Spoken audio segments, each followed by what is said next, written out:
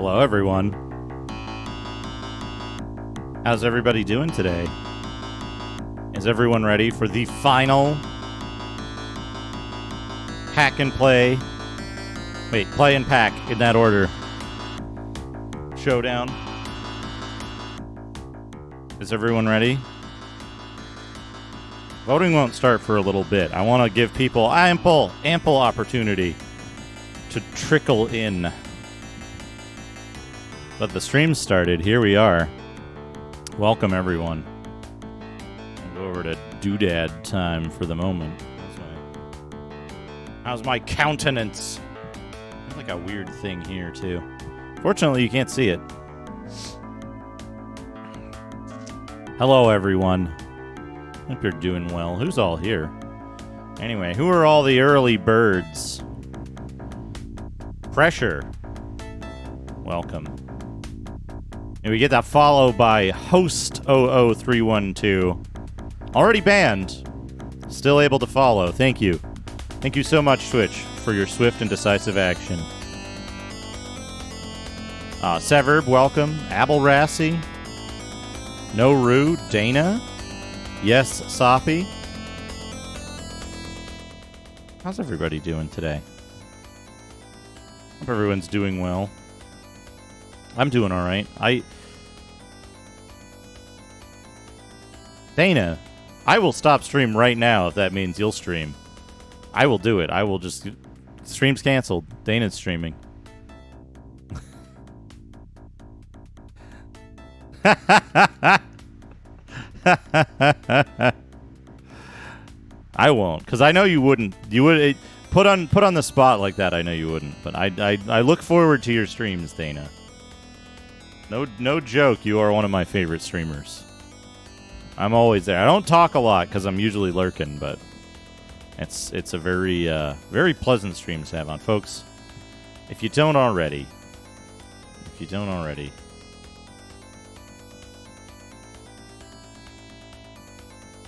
go follow Dana.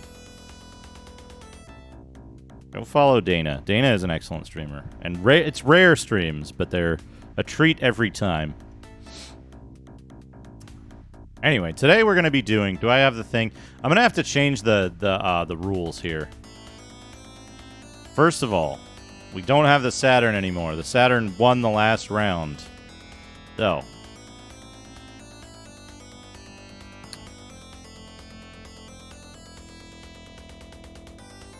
PlayStation versus the Nintendo 64. Now, the way this works, the winner gets packed in a box. The winner gets packed in a box after a farewell tour. There we go. Right? There we go. Yeah, just stream whatever, you know? Just hit the button to go live and then decide what you're doing. That's what I do most of the time. If you ever see me start streaming and the title says video games, that means I haven't figured out what I'm doing yet. And I have about 8.5 minutes to figure out what I'm going to do. Sometimes I don't, even then. I found my reinforced packing tape. That's a relief. That gets used for the big boxes that the smaller boxes go into. You know, I've got 3. So the way I've done it.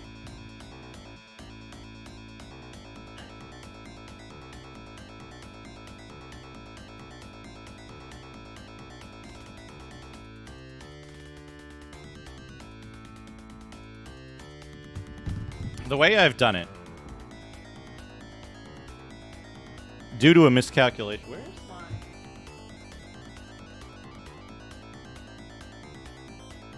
Due to a miscalculation.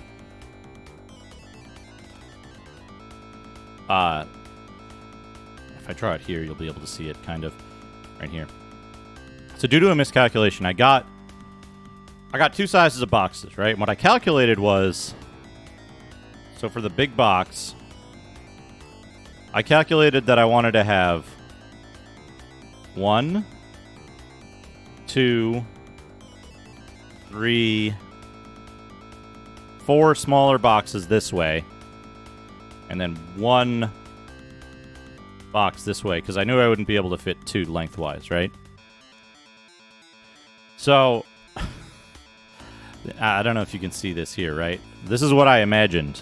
However, what I ended up getting, size-wise, in the bigger box was 1,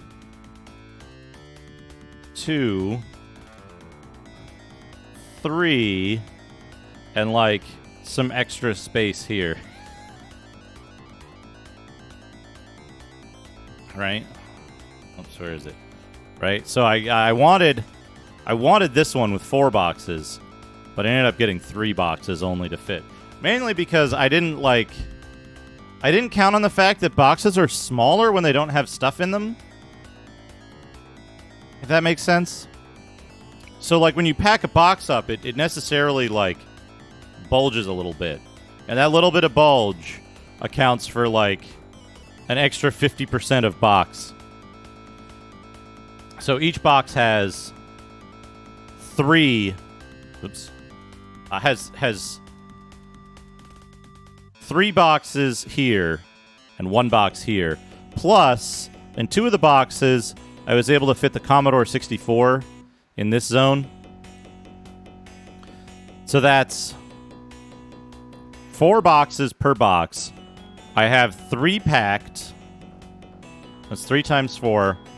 I have another 4 ready to go. Shadrock,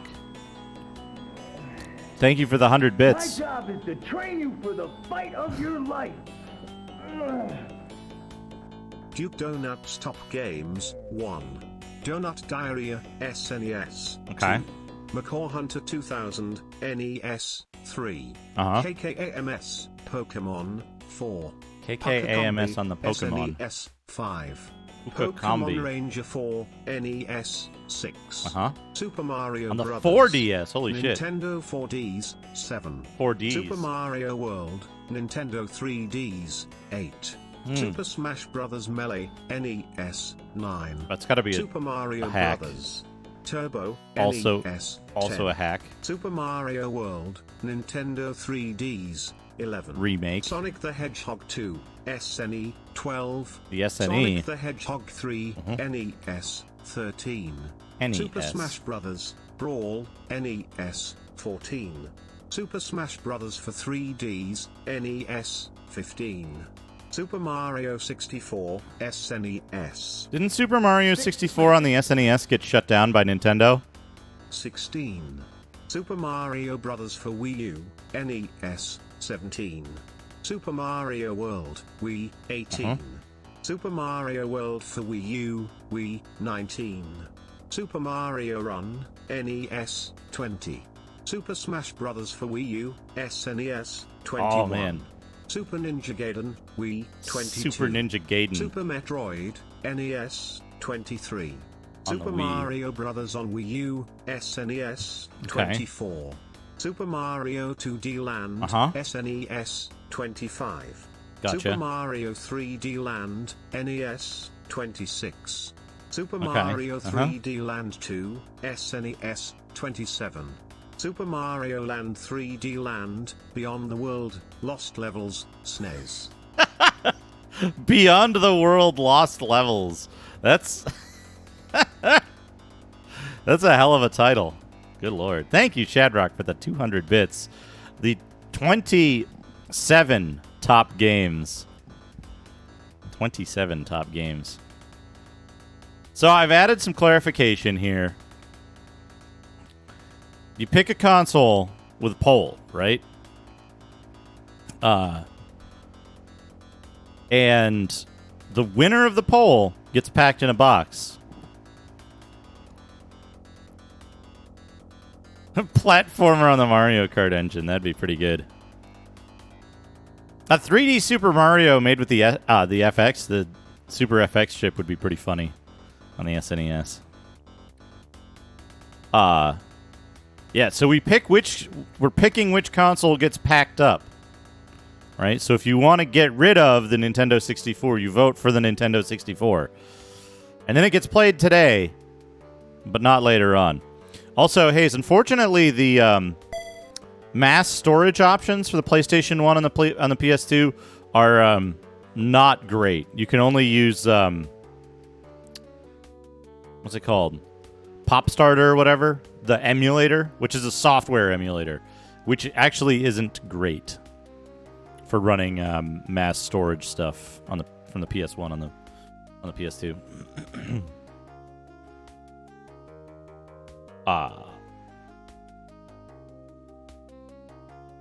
But yeah, so we're voting today. The voting is for which console gets packed up.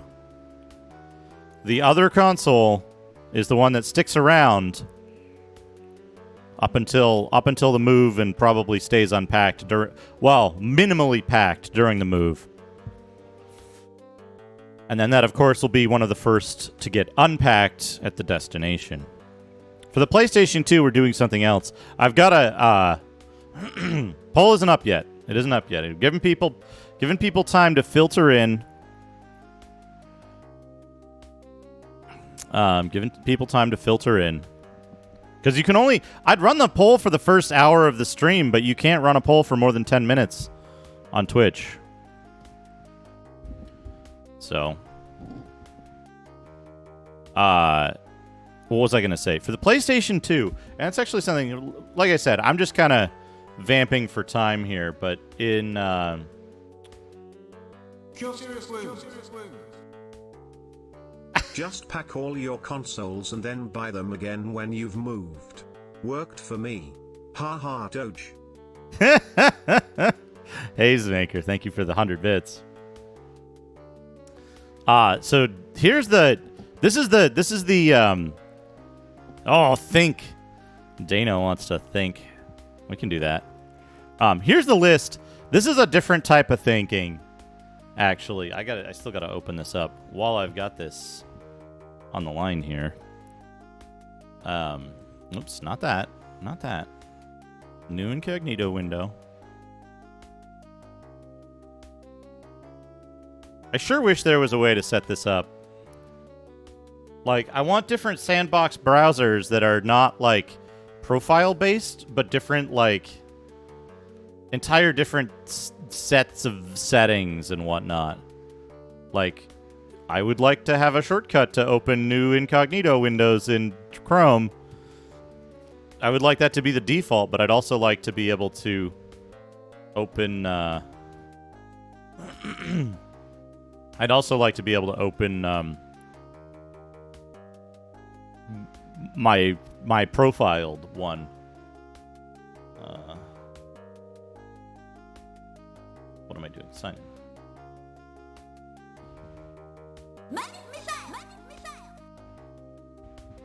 The winner of the Pack and Play Showdown will be packed inside a box with Duke Donuts packing himself into another box. Duke Donuts will then play the packed console from the box he is packed in. Don't ask how it works. Shadrock, thank you for the 100 bits. There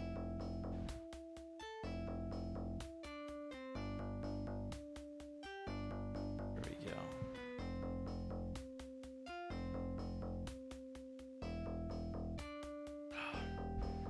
Oh, right.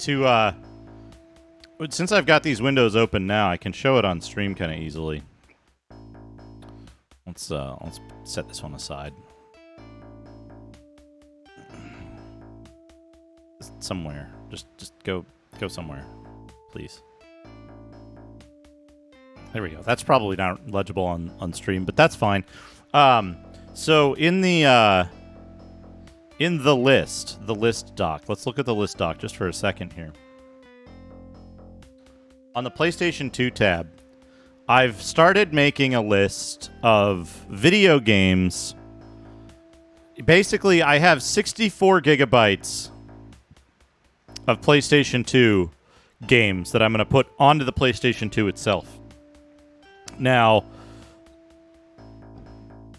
for a time, the library won't be accessible, so I won't have access to all of the games. So the deciding thing here is what PlayStation 2 games.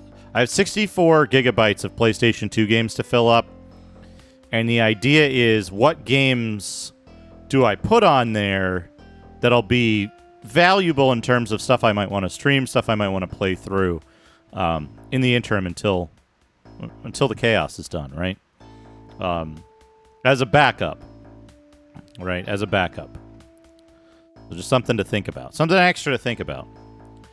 Anyway, for now, we've got... By the way, this is the full list. You know, we've been doing this think thing for a while. We've been doing the thinking thing for quite a while. This is the full list of the thinking. I just want to point out, like, how big this list is. Hey, Power Down, how's it going? It's a big list.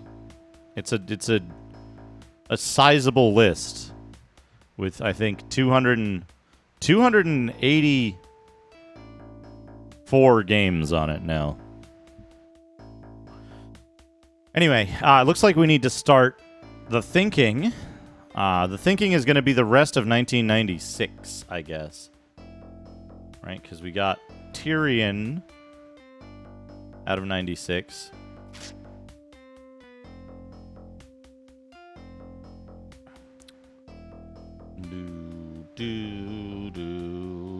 Right? The Trooper, Twilight 2000, Space Alien. Yeah. Okay. What is Ulf? I want to know what Ulf is. I want you to show me. Under a Killing Moon, Unreal World. I didn't play any of these.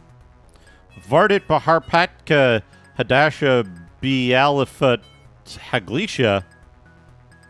I didn't play that one.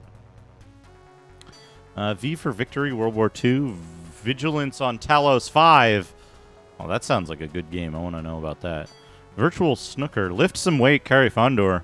We'll do that in just a minute. Let's look at this. Let's do this think first, and then we'll lift some weight. The Virtual Squadron, Vorterra. That's this is that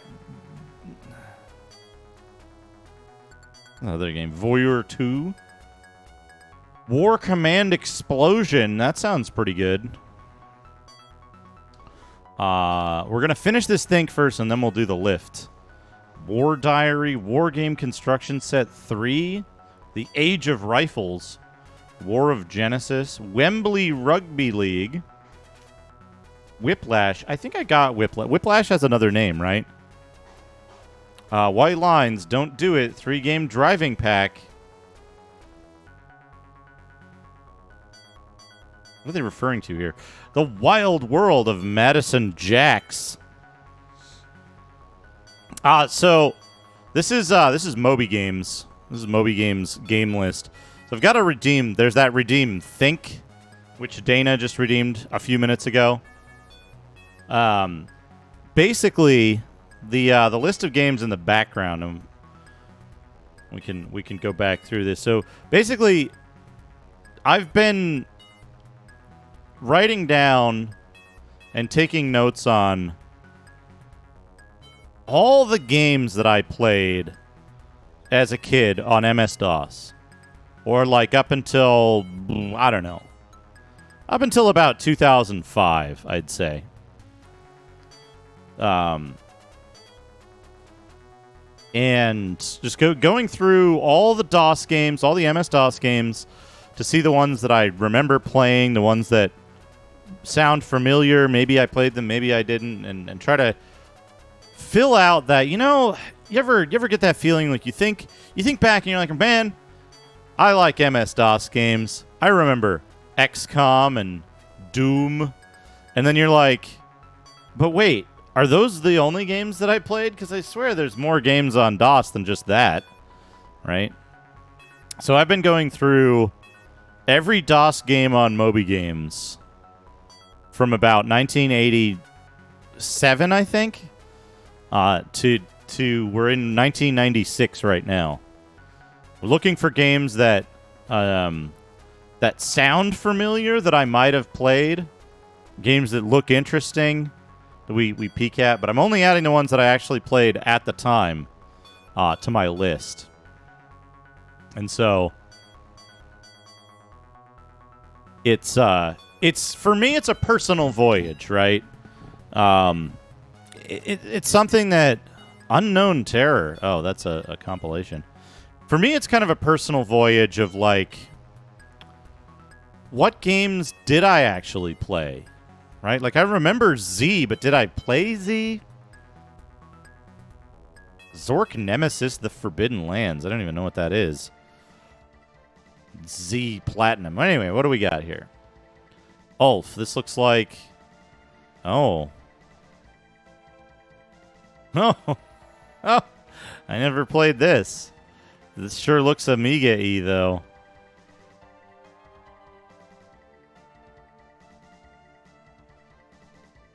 I never played that one.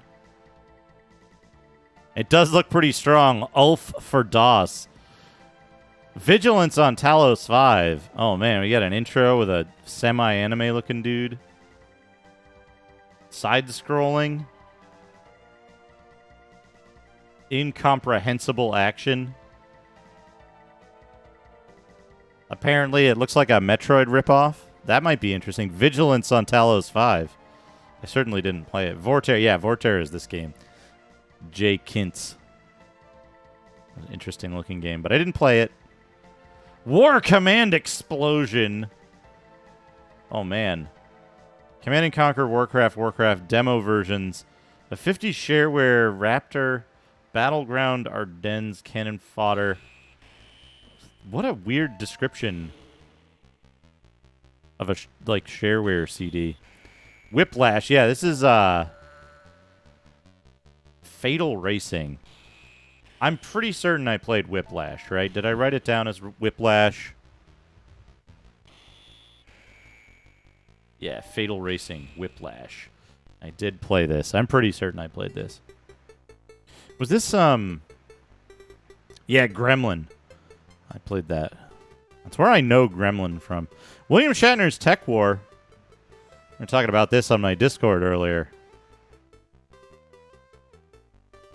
What a game this is.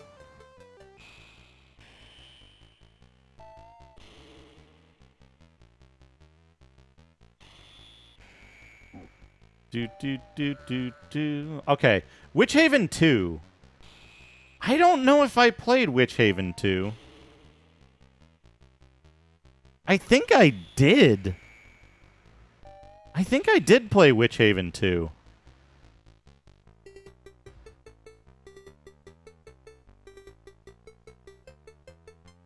I think I did play Witch Haven 2. But, like...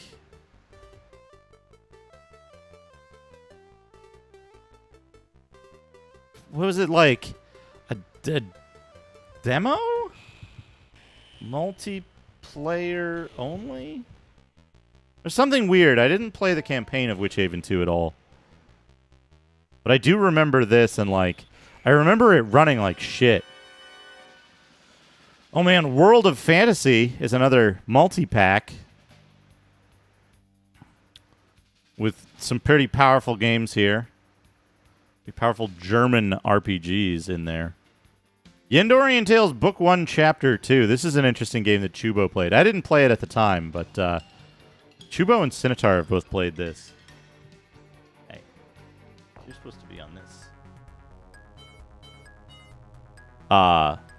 It's a pretty competent zine-like type of game. Pretty competent game, though. All right, Z. Did I play Z? Yeah. Yes. I couldn't figure out how to play Z. I did very poorly at it.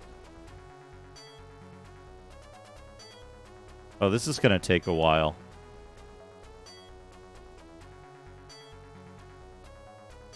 Yeah, ZZ. I got it on there. Oops. There it is. ZZ. Yeah, I played this. I couldn't figure this game out, though. I love the little... This is another Tiny Men game. I love the graphics. I love games with tiny men. Tiny dudes. Zork Nemesis, The Forbidden Lands. Oh, this is another 3D game that's, like, slightly less worse than Return to Zork, I think. Because it actually has, like... comprehensible movement and puzzles. Oh. Pacifist run. There we go. That concludes 1996. We're gonna start getting more sparse as we get into 97, I think, right? Because it's gonna be a lot of collections. It's gonna be a lot of games that like we don't really like.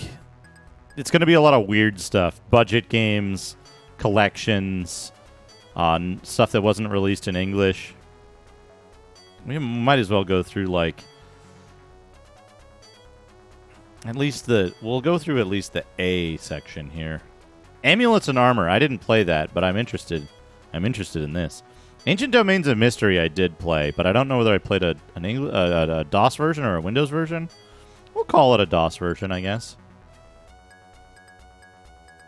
Battlespire. I played Battlespire, but I'm almost certain I played it in Windows. Angband, I'm pretty sure I played in DOS. Are you ready and alert? Arc of Time. Arcrit's the Intruder. Armored Moon. Arrow. Arsenal. Artman's Go Planes.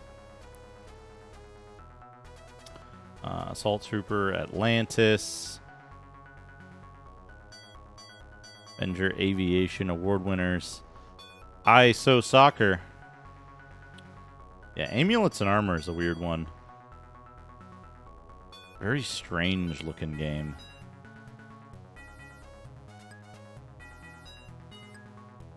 Very strange looking game. 3D type game. ADOM. Yeah, I definitely played ADOM. Now, Battlespire. Yeah, there was a Windows version. There was a DOS version.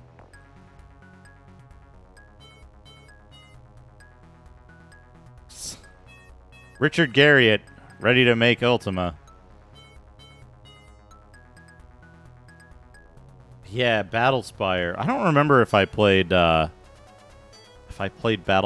on DOS or Windows. I'm certain I had Windows at the time because of how I got the game. But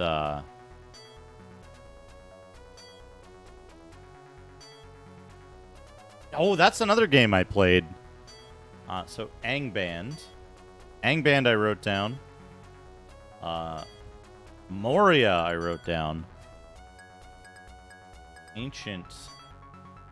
Domains of Mystery, ADOM, I wrote it down. Look at that. Look how smart I am. There we go. Now we're going to start on B97 next. We'll probably, when we do more thinking, we'll probably go through the times, the letters faster.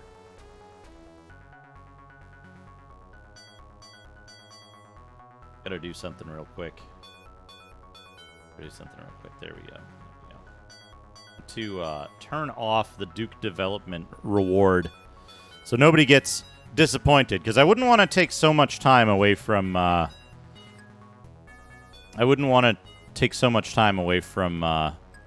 Anyone.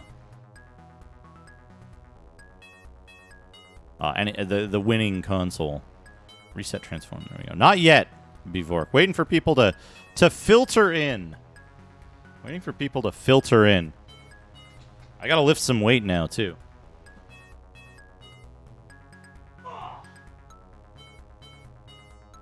Steady yourself, brother!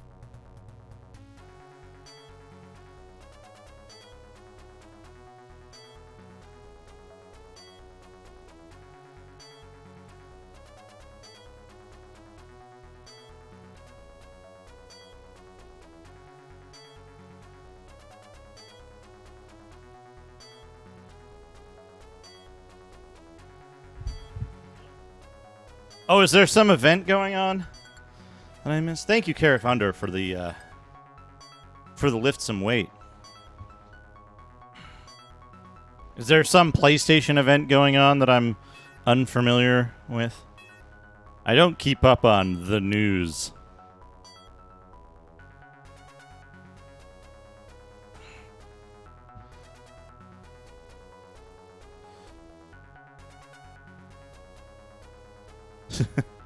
Reminding you to give us 20 minutes and we'll give you heartburn. The news, the news. Get my agent on the line.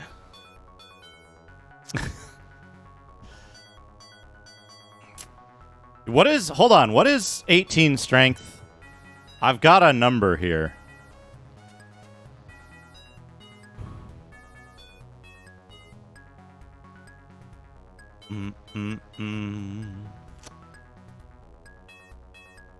Documents? Yeah. Here we go.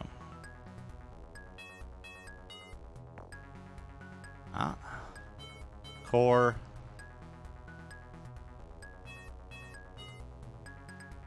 Right. Or no, it's yeah, no, it's not here. It's second edition. Fewer than 100 units sold. That's incredible for amulets and armor. Holy crap. All right. Yeah, here it is. Here it is.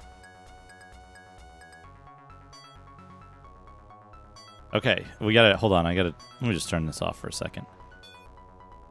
Okay, hold on a second. Hold on a second. Cinematic movie game, cinematic movie game, cinematic movie game. So, this is the only thing, right? This is the only thing that's this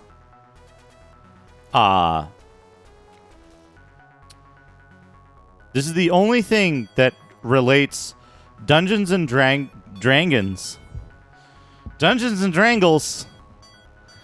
to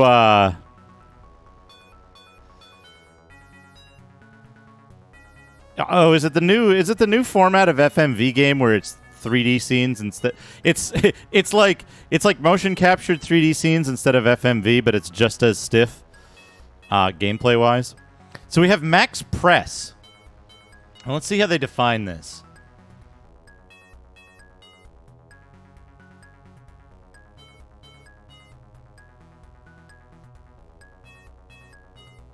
Yeah. In 1987, the world record for lifting a weight overhead in a single move was 465 pounds. A heroic fighter with strength 18,100 can lift up to 480 pounds the same way, and he can hold it overhead for a longer time. Okay, so their 18,100 is 480 pounds, right? They're saying pounds. This is in pounds, this number. It's not in coin weights or anything. So this is the only real-world scenario that we get. This is the only real-world scenario we get for Dungeons and Dragons statistics. So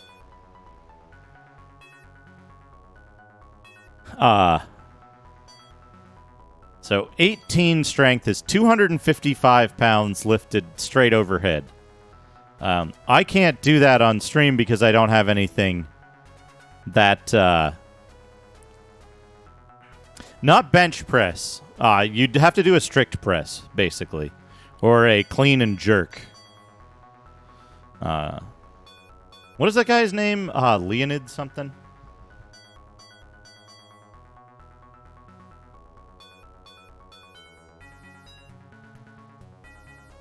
Leonid Taranenko?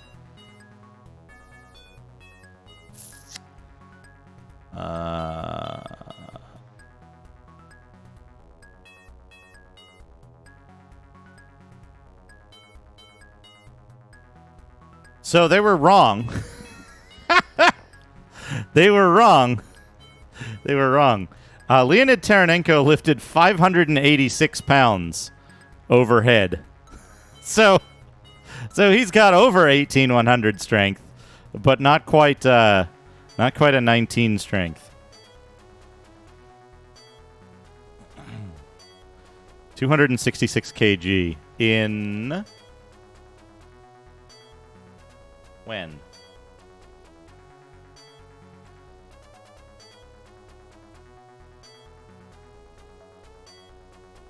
When did he do this?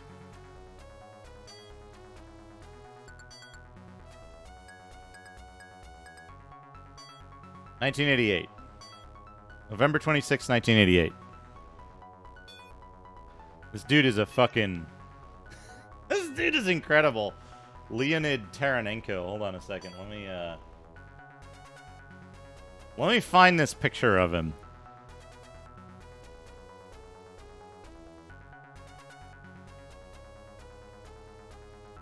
Yeah, that's part of the picture. Here we go. Here's the picture. Here's the picture. Give me a second here. I need an image.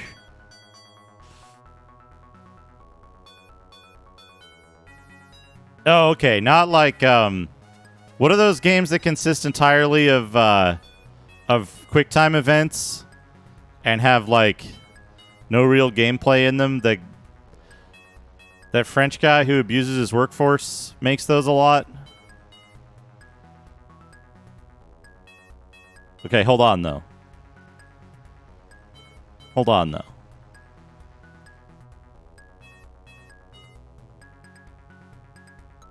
Here's the man who can clean and jerk over 266 kilograms.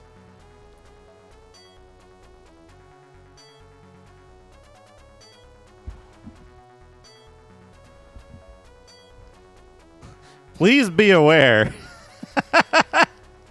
This is what a hill giant looks like. 3 hill giants on a podium. Will this look better with actual, like, proper scaling? It's okay. Very low resolution image. Anyway, here he is, folks. This is what a hill giant looks like.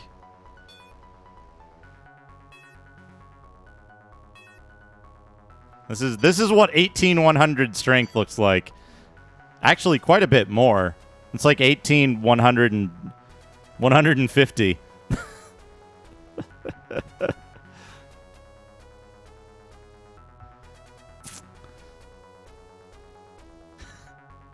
But yeah, here's 3 hill giants. Here's 3 hill giants. Yeah, 1,750. Well, that's a press, right? So that's lifting straight overhead. It doesn't necessarily mean like picking up to chest height or something like that. And lifting something overhead requires like full body engagement. So it's quite a lot.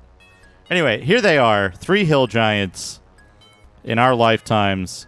Here's the funny thing. Nobody has beaten Taranenko at the clean and jerk since then. But his record doesn't stand because they reorganized the weight classes and just deleted his record, and it's very, very strange to me. It seems like there was some kind of weird political thing going on for that to happen. Like, yeah, this guy lifted it, and it's documented, and it was accepted at the time, but we decided that because the weight classes are different now, it doesn't count. It doesn't have a place to live as the world record anymore. So that's very, very strange to me. Very strange. But Taranenko got ostracized too because he didn't toe the Soviet line of like Soviet is best. He was like, it'd be nice if we had some more personal freedom and could speak out against our government, and then they like deleted him from competition. Anyway. So I think my personal best overhead press would put me at like 13 or 14 strength in D&D terms.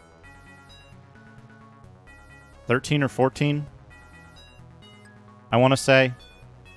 I'm pretty sure I did a like 180 press or something like that. Not enough to get a bonus to to hit or to damage. Somewhere in this range.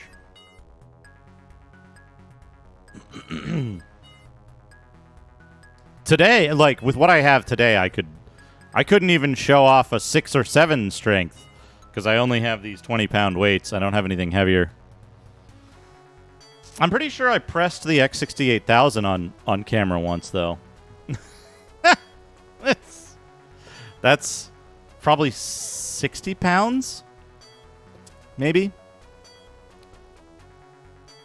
How many? That's yeah. It's in Dungeons and Dragons terms. This is how many doors you can open. It's a lifetime statistic. It would be cool, yes, Soppy, but there's problems, right? Because like dexterity doesn't have anything related, right? It's just the in-game stuff. Constitution. Well, I guess if you survive resurrection, right? Your chance to survive resurrection, right? Or whether you regenerate, right? And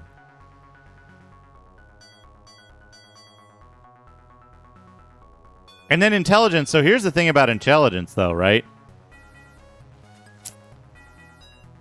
Are you immune to illusions?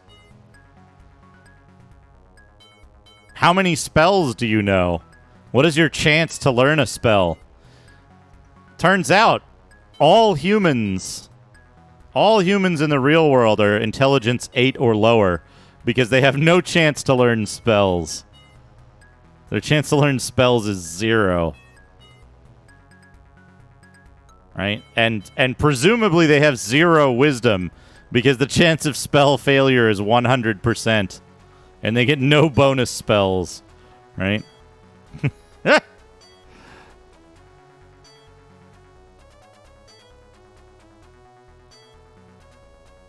And then charisma. I guess max number of henchmen, right? There's some people who have charisma that's off the chart in the real world. It's the only place in which we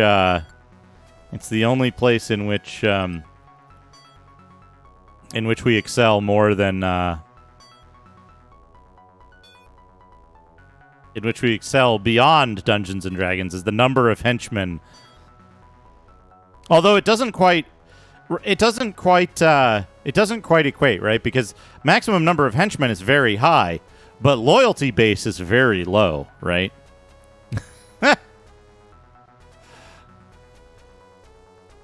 So there's odd interactions going on the charisma table. There's a maximum number of languages known, right? In first edition. Right, first edition has First edition has some other stats.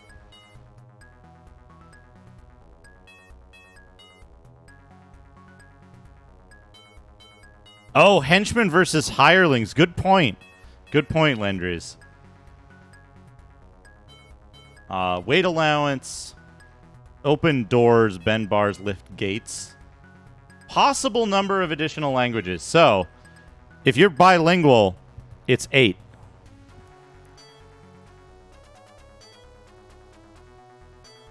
Just shown this game cover, would I play this game if I could? Oh, I love Crime Wave. I hate playing it, though.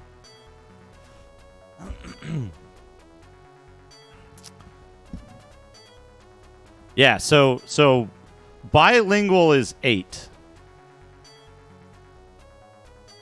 Trilingual, and again, this assumes full, what's the word I'm looking for? Complete fluency, both reading, writing, and speaking and understanding language. So trilingual is intelligence 10. If you know 4 languages fully, then You'd need an intelligence of 12. However, this also assumes that similar languages are grouped for convenience in D&D, I think, in AD&D. So, like, that might group all of the, like, Romance languages into a single category. Here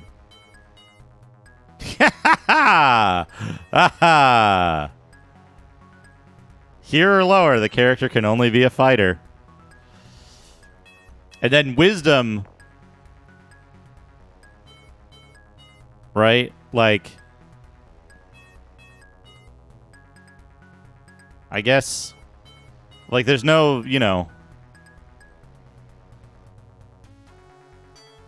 right? There's no indication. Dexterity, it doesn't say. Adjustments for thieves. Constitution. System shock. You know, I'm pretty sure that system shock and resurrection survival, most human beings are below 9.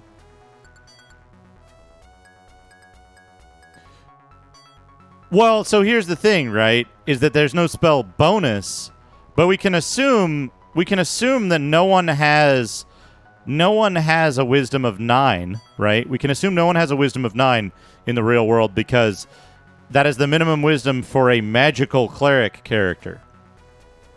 And since real-world clerics get no magic, we can assume that they are not actually a cleric character, and they are fit better under the under the NPC class created in Dragon Magazine number 146, the Charlatan class.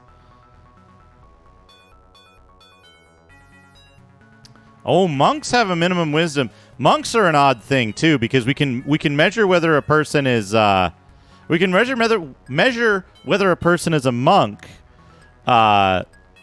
based on their abilities, right? Oh man. Yeah, loyalty base and henchmen.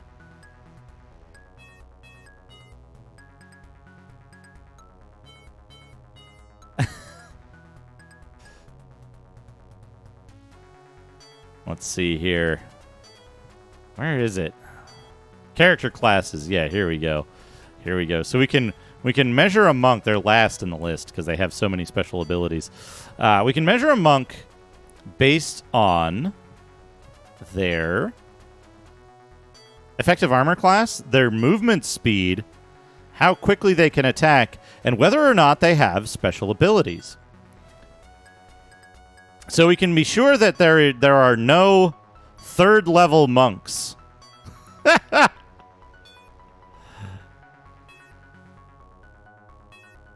We can be sure that there are no third-level monks in existence, because at third level they receive the ability to speak with animals, as druids do, which begins at third level of experience. So we know there are no third-level monks in existence. We don't know how to measure armor class. We can measure the running speed, right? We could measure the running speed, I suppose. But then we could also measure whether or not their stats, right? So strength 15, right? We can measure whether they have strength 15, which from the other book... Hold on. We're doing complicated math here.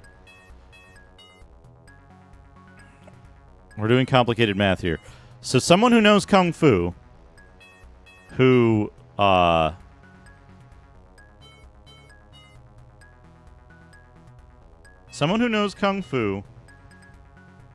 who can overhead press, at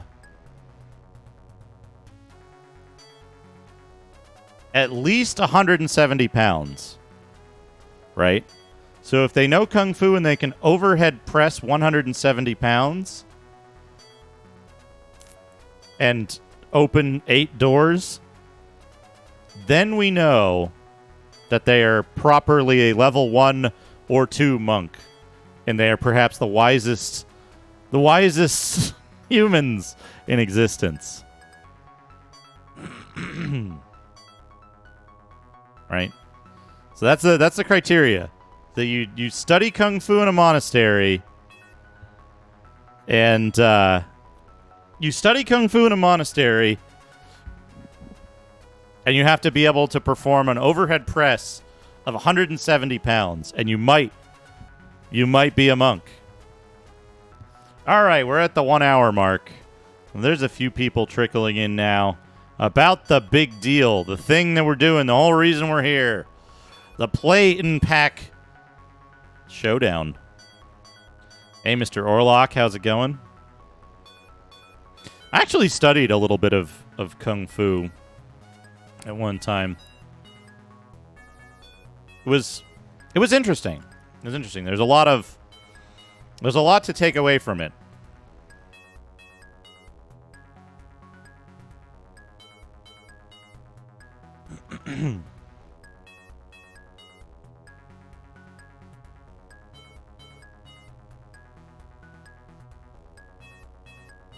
I think, you know what game does that really well? We're going to play a little bit of that while this poll goes on, after I explain the poll. But Golden Axe does a really good job of showing that the characters in conflict are truly heroic compared to the average villagers.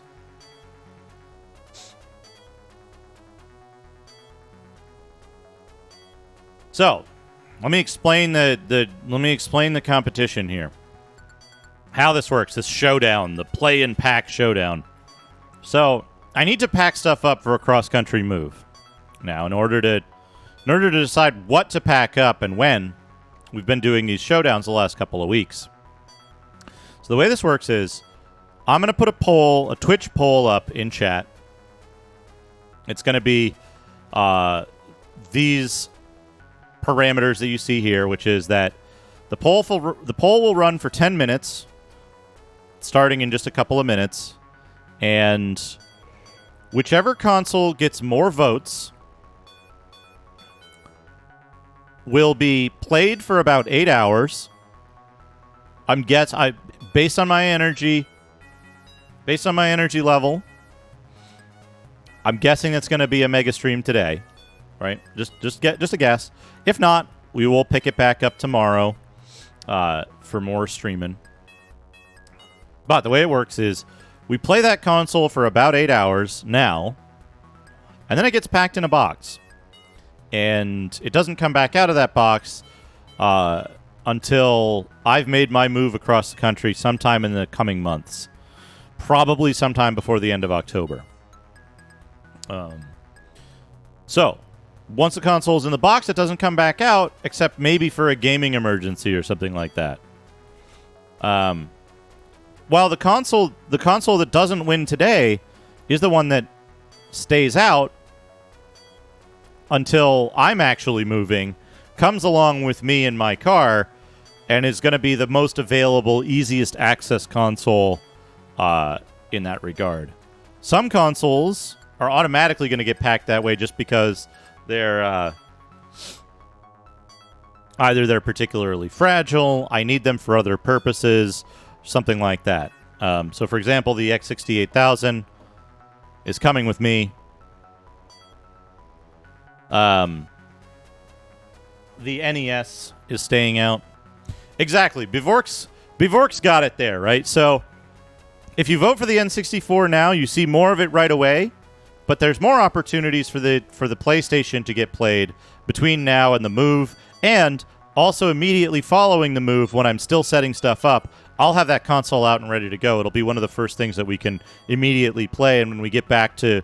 There's going to be a break in the Saturday-Sunday games for probably a couple of weeks while I move and get some basic stuff set up. But as soon as we return to that, that'll be the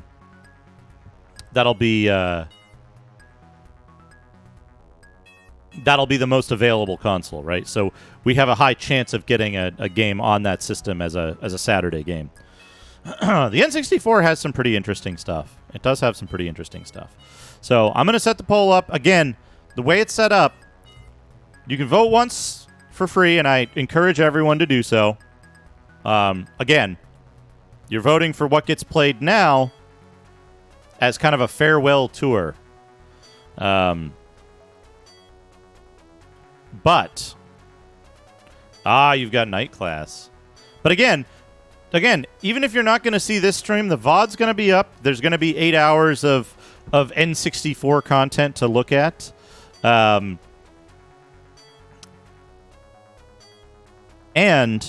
you're also voting for what future streams will contain.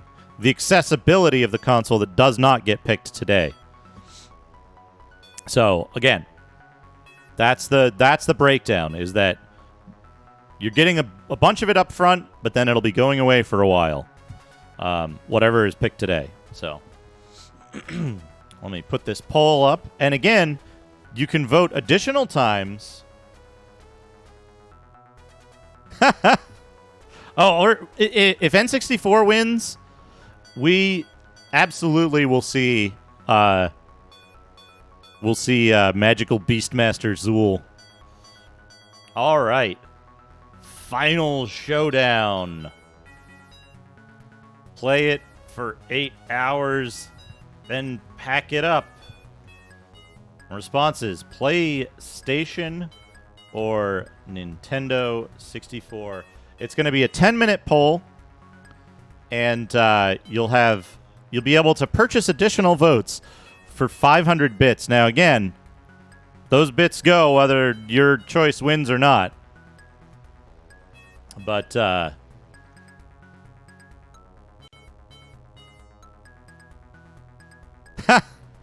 there's gameplay. There's pretty interesting gameplay.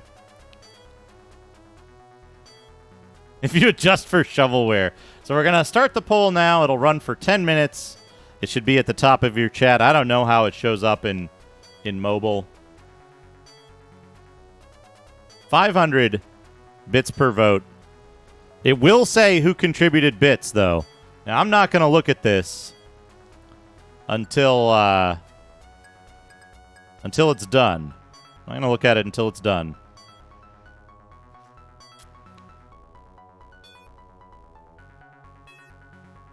But I'm gonna play some stuff.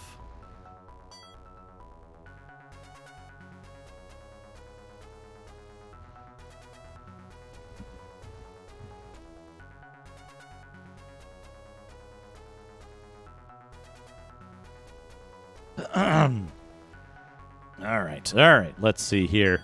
We're going to go to the Sega Genesis scene. We're going to go to the Sega Genesis scene. Yeah, it's on there. It should be set up. We're not playing Ogon Kishigaro. I should, though. That's a good game. We're going to play Golden Axe. Also, why is this not like... Oh, because I fucking...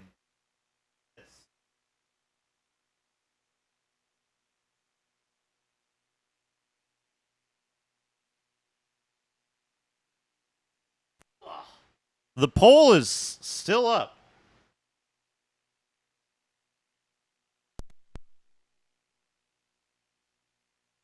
Remember to vote. Did I put the thing here? Yeah, I got the thing here. Here it is. There it is. Play and Pack Showdown. Sega Genesis. Do.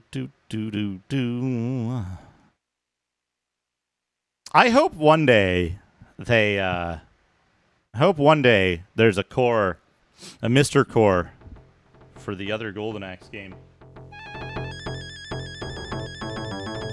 Might be too complicated though. I don't know.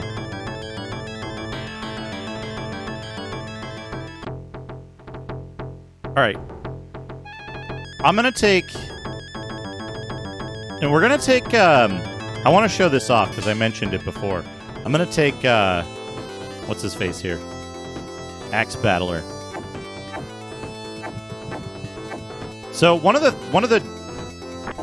reasons I don't like using Axe Battler is he has like way longer attack recovery. Then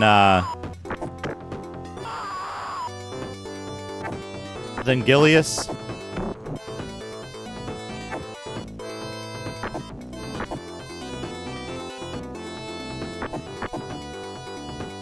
Hey, Moose. Not the last stream before the move. Just the last console packing decision.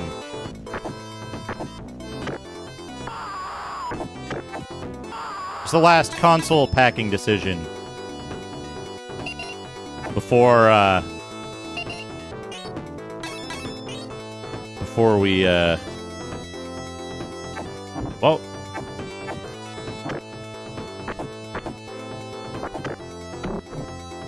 Jerk.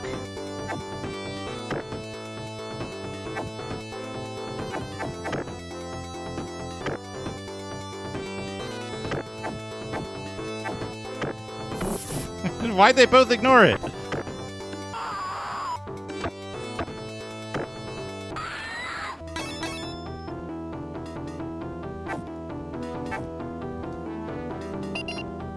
I was watching Tobor play. I was watching Tobor play the arcade version of this. He's signed up for Jatego's betas. The arcade version looks a lot better, but like,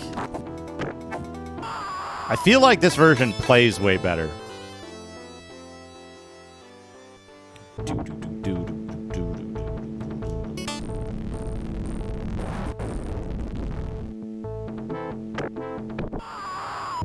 Ah, right on.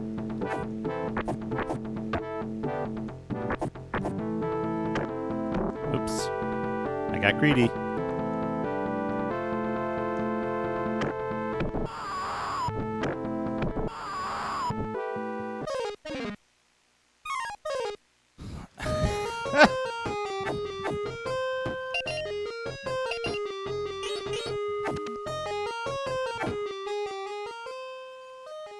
All right, here we go. Turtle Village. This is what I want. Also, folks, don't forget to vote in the poll.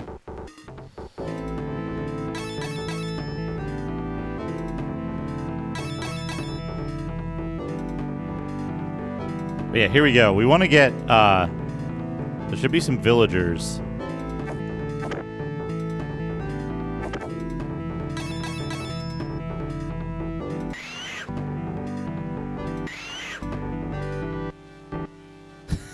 Villager size versus X battler size.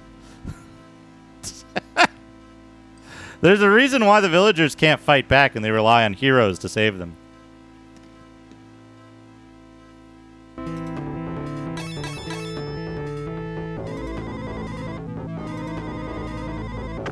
Ow.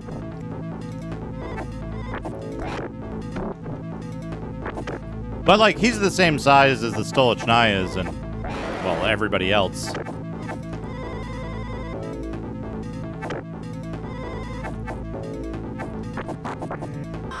Damn it.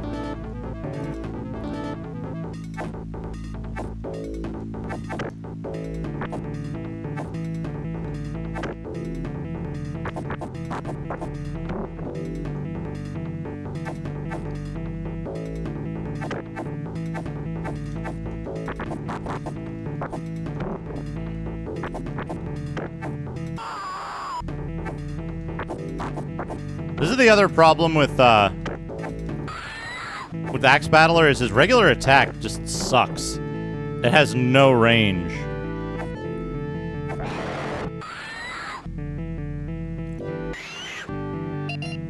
There's more of them. Tiny villagers. Which means the little gnome thieves are like, I don't know, only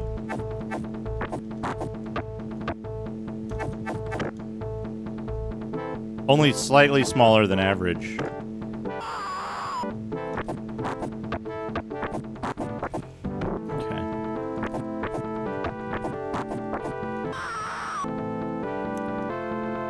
There's a reason I always play the dwarf in this.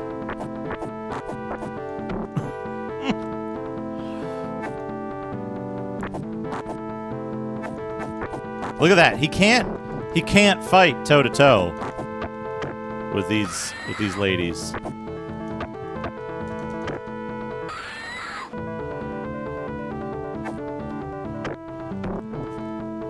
It's neither, really.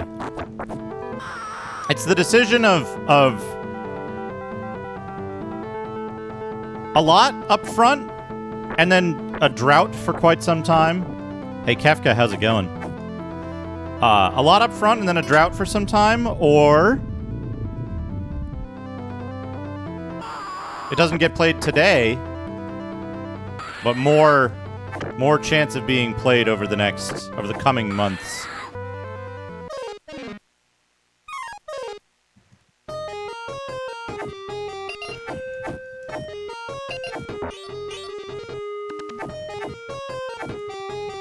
He can't fucking hit shit.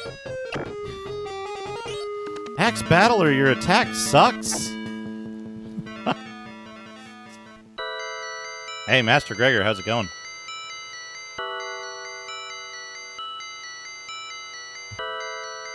There is currently a poll running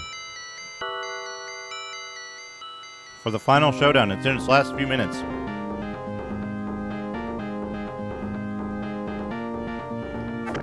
Sword Fighter. Hey, Dr. Tasty, how's it going?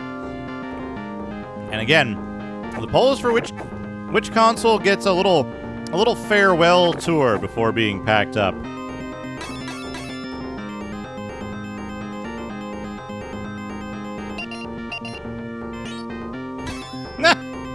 Get owned.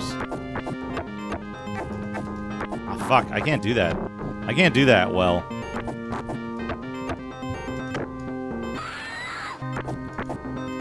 Whoops. The Nintendo 64 has won with 65% of the votes. 24 votes to 13. Did I already play a full credit?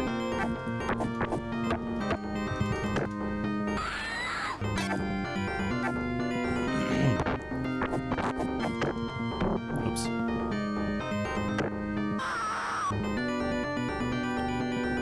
Yeah, 64% of the vote. Oh, fuck. Yeah, I'm getting debbed by these guys.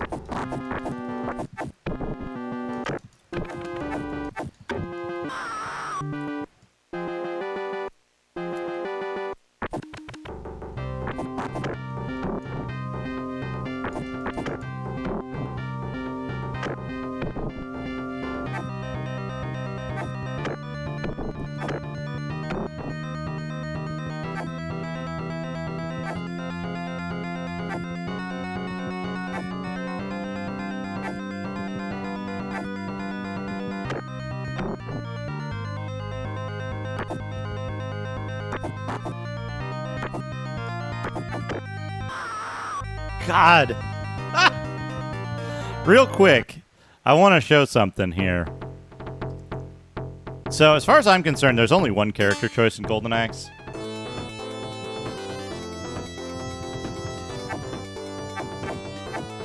And that's Gilius. Because Gilius' standard attack is like 4 times faster. Look at that. He can also go toe-to-toe with enemies when they, like, approach. Oops. Not when they do that, but...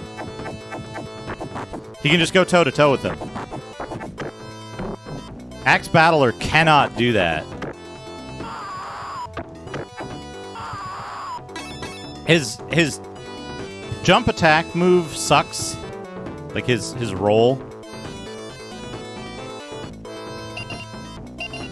But, his regular attack, he can just... well, not when they do that. He can just hit people. He doesn't have to worry about, like, approaching all weird. But his range is just so good on his standard attack. Anyway, now is not the time for more Golden Axe. Now is the time. I can delete this. We don't need this anymore. We don't need the play-in pack rules anymore. Let me get rid of these. We have decided.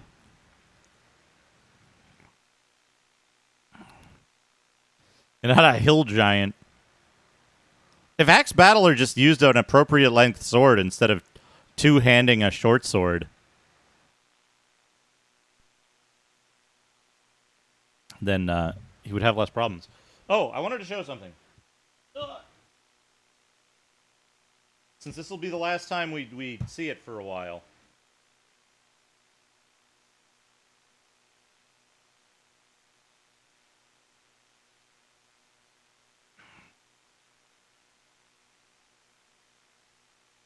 What am I doing? Here we go. We got to look at the proper way to hold a Nintendo 64 controller. Here's the Nintendo 64 controller, folks. If you look at it, this is actually this is an entire okay controller right here in this zone. If this was the controller, it would be fine. So the way that you hold a Nintendo 64 controller without destroying your wrists, start charging tax on subscriptions? He was no wizard I to don't be know. trifled with. He attacked. Are they doing that is that a regional thing now? With the regional pricing, they're doing tax as well? Hey, Boot Blacking, how's it going? So, a note on how you want to hold controllers, right? What you want to do is you want to make sure that there's a straight line from this knuckle, right? From this knuckle, which changes posture a little bit depending on your grasp. You can see, when you grasp, it goes up. Now, you want a straight line from this knuckle through this zone of your wrist to the back of your elbow, back here, right? This should all be one straight line. So you actually, it looks a little weird because you're like, oh man, your hand looks all unnatural like that. However, that puts the least strain on all of this stuff under here. If your hand is back like this, bad. If your hand is in like this, bad. Because these parts that actually get damaged the most are the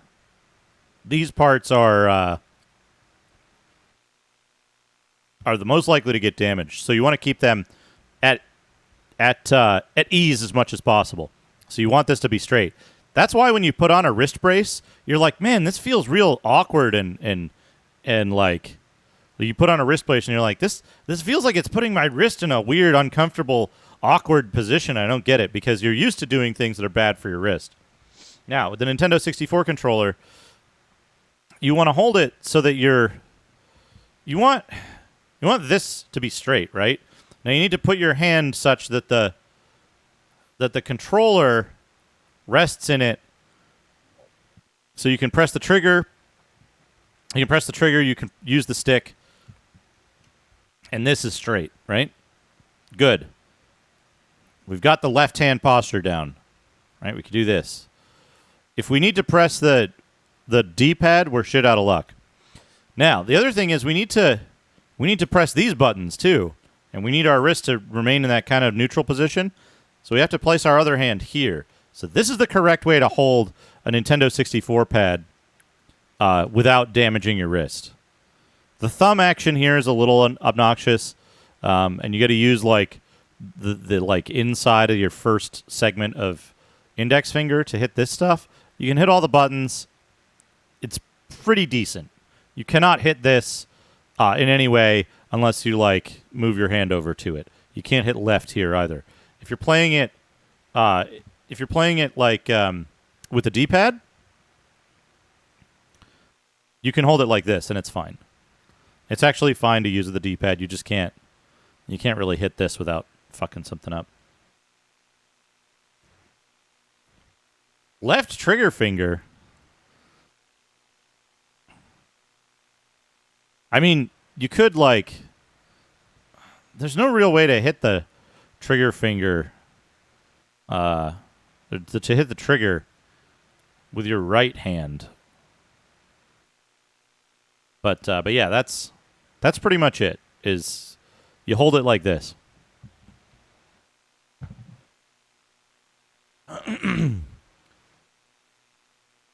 Anyway, it's time for the Nintendo 64.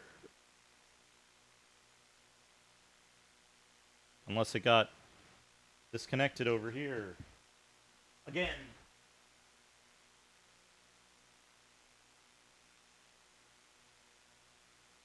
Hello?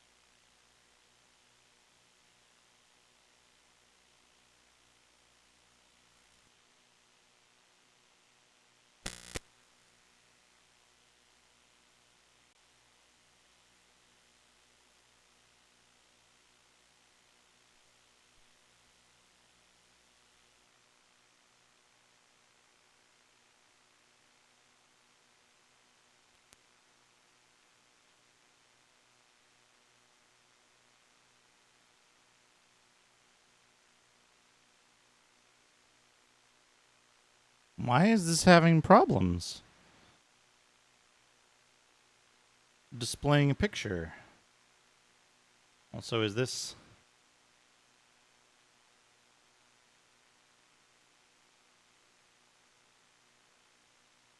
glued shut? Might be.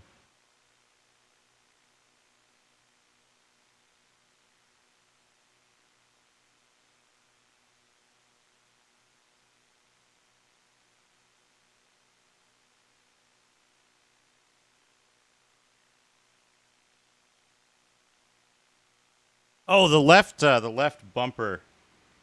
Yeah, that stays kind of unreachable. Hold on a second. I gotta check something real quick.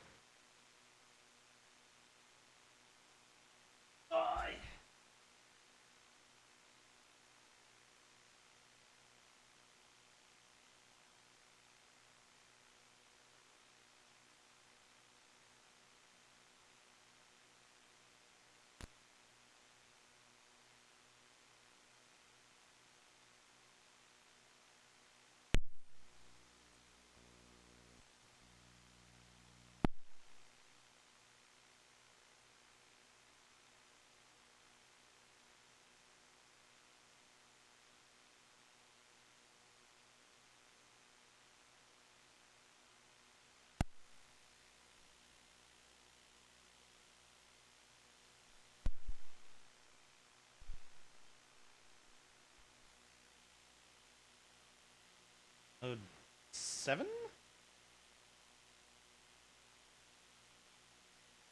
Good enough. Good enough. Yeah. I don't know if it would be called that on an N64 controller, but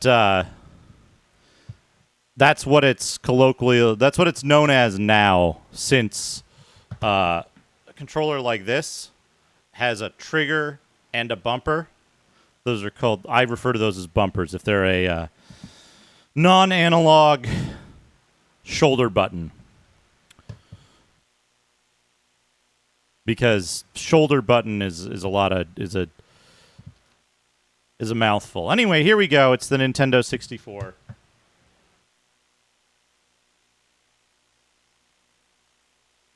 Also, whoever made this cable didn't do a great job. This old cable I was using for the N64 was giving me problems and finally died. So we're just going to use the...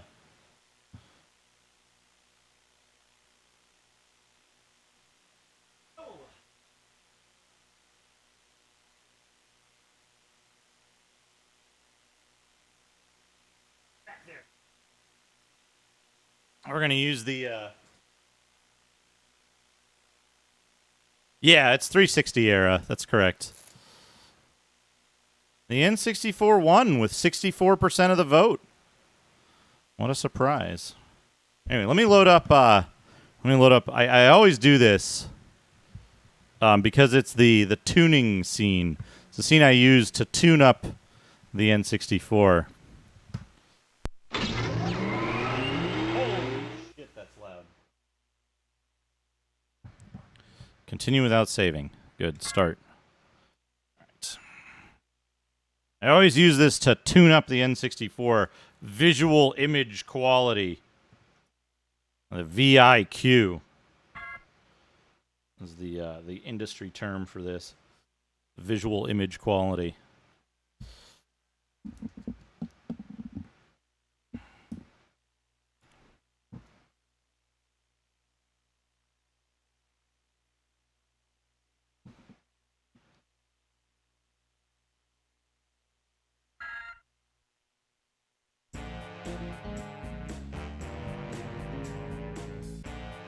Here it is. Peak Nintendo 64 video game quality. Here it is, folks. Now, it's hard to see here. There's a lot of weird micro dithering going on. And the funny thing is, like, can I do this with just a filter? I might be able to do this with just a filter.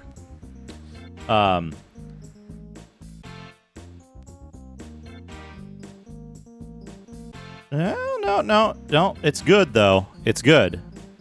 Oh, we can see it a little bit. You can see a very small amount of visual moire appearing there. However, what you really want to see the moire is when you change this. There we go. See that? You see that? Look at that. So what this is when you use the Nintendo 64 via RGB, it has some strange properties. And like, if we shrink this down, we can see it better. And the strange properties are that like there are multiple patterns of interference that all overlap, right? You can see a second pattern starting to develop as a second interference pattern of the first one that we saw. So as that one shrinks, we see another one grow. And basically, you end up with this like extremely weird dithering thing going on. So now we've lined up the second pattern, but we still have the dithering from the first one. Anyway, there's a point at which these all line up as best as possible, and you get this specific image. And it looks correct because you... or looks as correct as it can.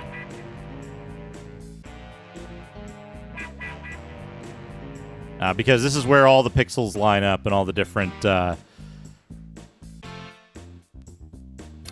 values kind of overlap correctly here. This is the best quality you can get out of an N64 without doing some pretty major internal modifications. This uses a relatively minor RGB modification that disables one type of anti-aliasing, but it still gets another type. This is about the best you can get. Hey, Kitty, how's it going?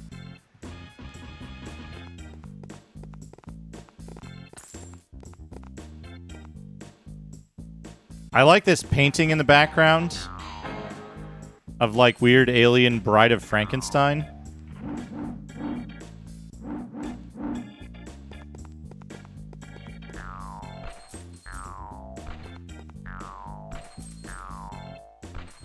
I'm doing all right.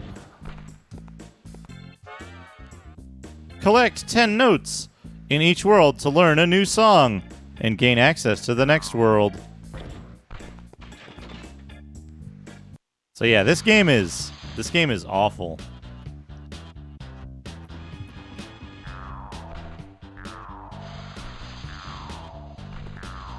The many worlds of Many worlds of Blues Brothers 2000.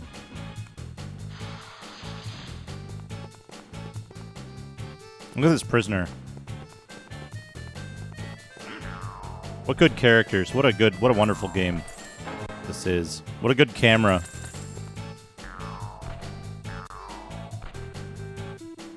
Hey, Sarnus Bear, how's it going? It's going good. It's going good. This isn't Golden Axe. I've forgotten to update the game title. Also, I need to change my stream title. Nintendo 64, the final winner, is the stream title.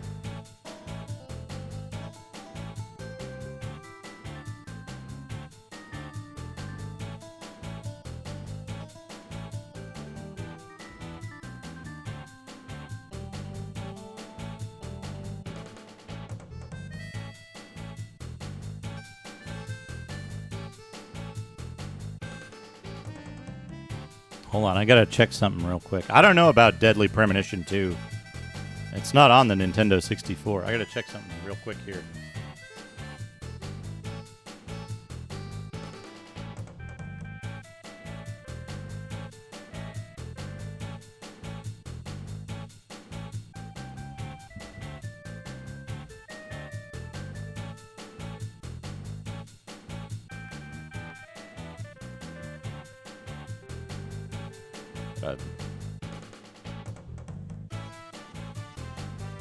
Where do I do this?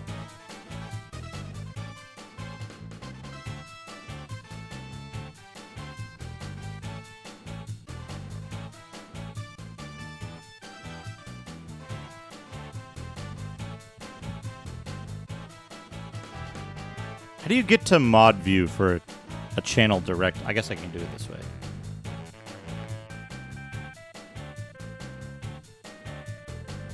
Hey, Kit Mode, how's it going? I don't know what you're talking about.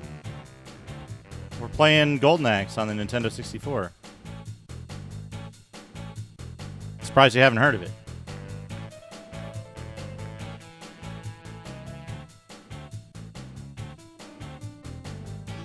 I gotta take care of something here.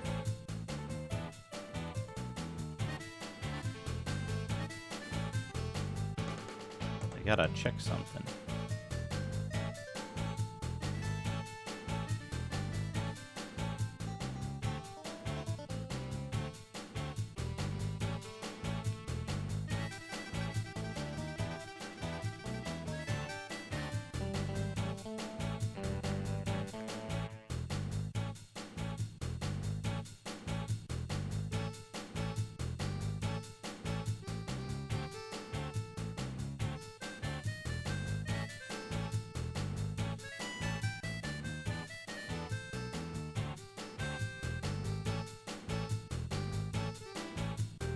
Doesn't exist.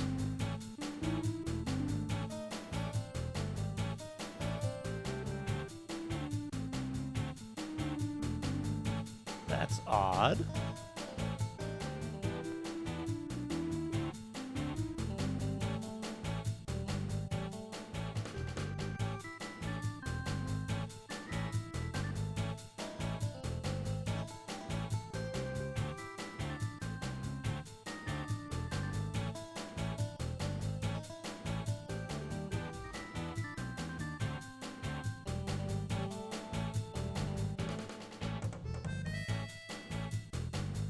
All right, I tried to resolve that situation, but I don't know if it worked. There's some very strange back end stuff.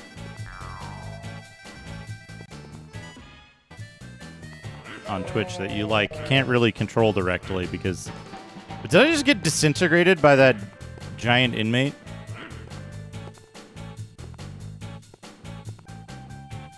Look at these dudes. They're like Buff Caillou.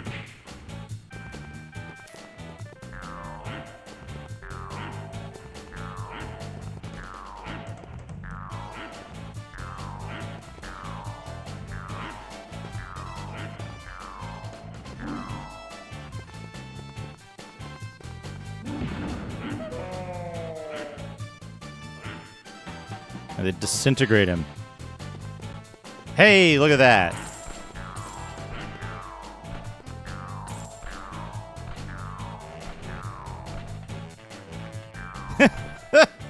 Even as a show for babies. Hey, Space Hoppercopter. Welcome. Lord Caillou. Oh, man. He's killing him. Worst ranked 3D platformer on RetroPal's big platformer list. Worst ranked 3D platformer. You know, it might be. It might be. Anyway, that's enough of that. Does reset bring me back to the menu? Yeah, it does. Good. We weren't going to play that for long. I just wanted to use that because the title screen of Blues Brothers 2000 shows it shows the like interference patterns really well for some reason, which you like wouldn't be able to see here. Hey, Ralph, how's it going?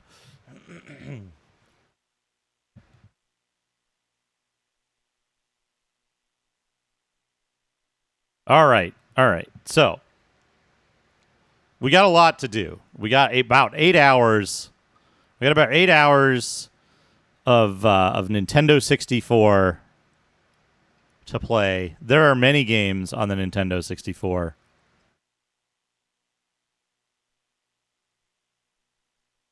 There are many games on the Nintendo 64. There's Shadowgate 64.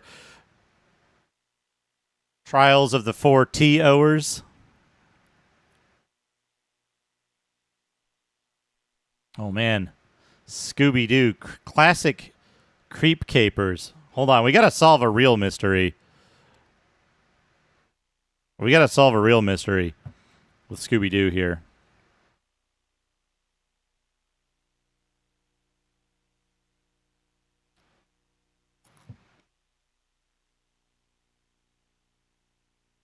Oh, okay. Gashette.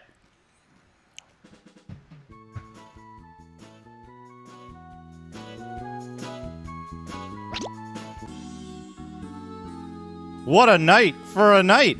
What a curse to have a night.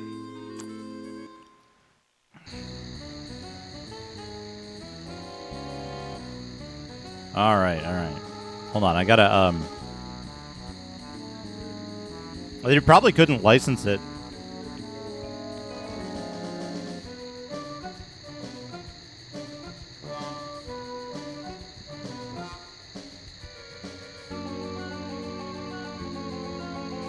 I gotta do some...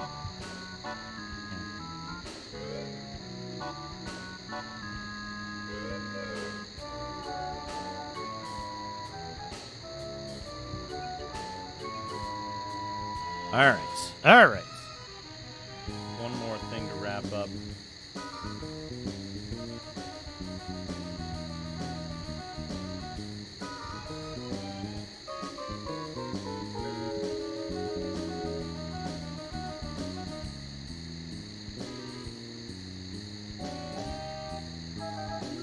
All right, here we go.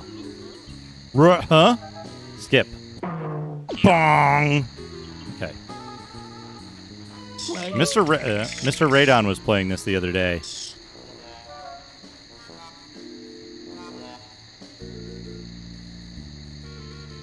Something. The truck is on fire. Maybe we should do something about it.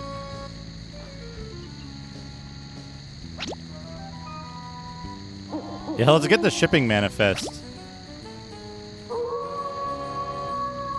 You think that was Scooby? Scooby's face looks like fucking Alf.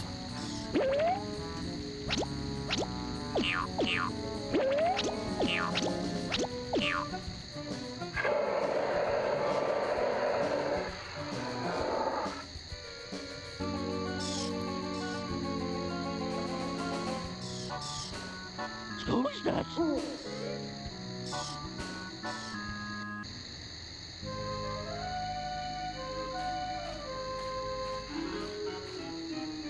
Blah, blah, blah, blah, blah, whatever. So, as soon as you finish this, you go here.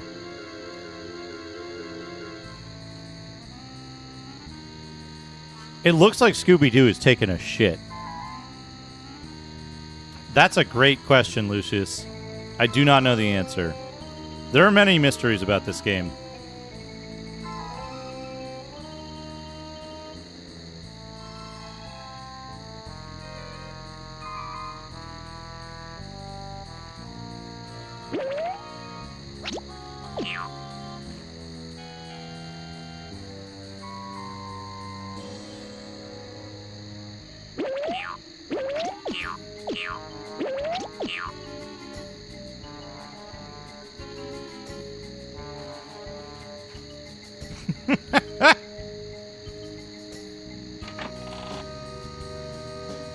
Well, They got the Riel thing going on there. Now, there's a soft lock. No, there's a hard lock that I have to avoid here. I'm just like, if you get caught by the night watchman right as you're coming back from that corner in the back there, I think this is what you need to do. You need to use the elevator. Here we go. Okay, so see how there's like Hong Kong Phooey and the Flintstones on the portraiture in the background? Right? Now, is that a different picture?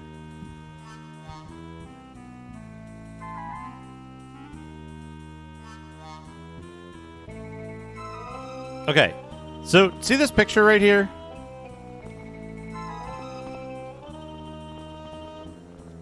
We've got what's his name here?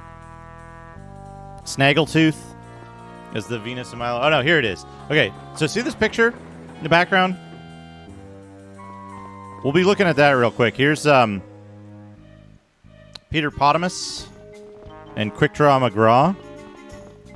Snagglepuss. Yeah, there you go. Snagglepuss.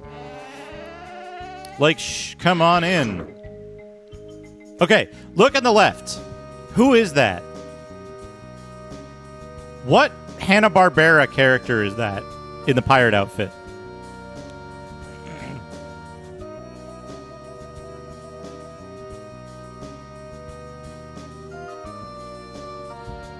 Do we know this character?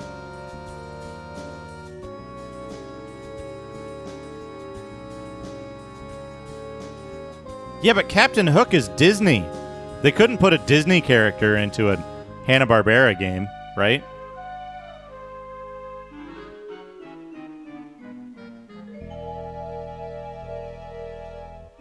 Could they?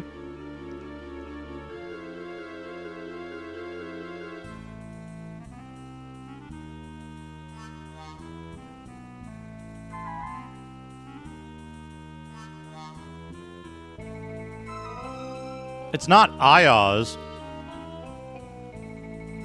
well, Who is it? Who could it be? Raggy. But it doesn't match any of them. The only one it could be is... It's not Ioz. And that's the only, like... character that I can think of that it would be. Right? It's not the big dude. It's not Ren. It's not Tula.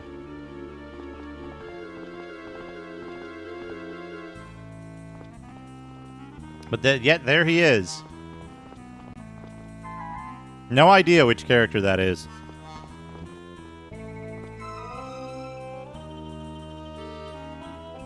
Not sure who this is with the purple hair and the crown, too.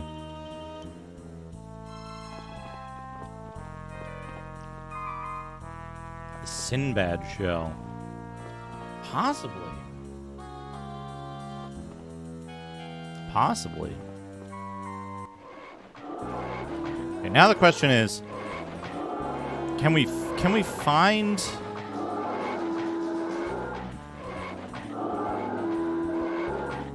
Oh, you can't. I guess you can't go behind this dino. Now, I wouldn't know how to do that with the with the ripping and the everything. Do I go in here?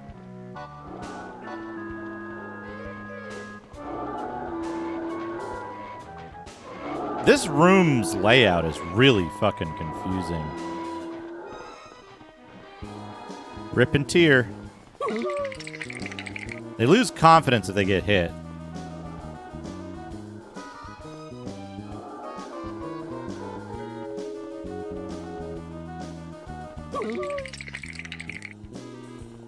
I don't know how to do it without getting hit.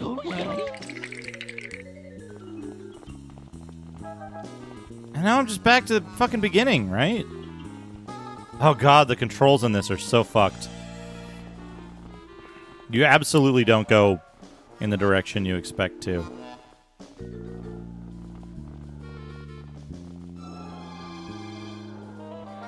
And there's some part in here that's got like... Okay, now we're over here. No.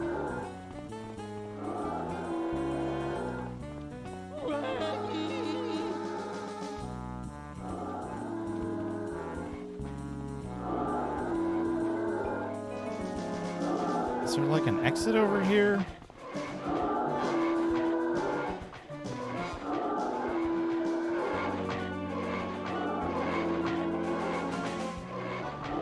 Pressing straight down makes you go like, okay. We're here now. School starts. School starts. There's nothing over here.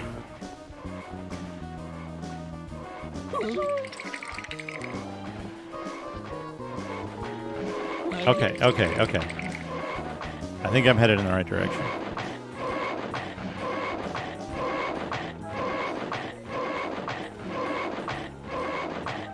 School starts. No?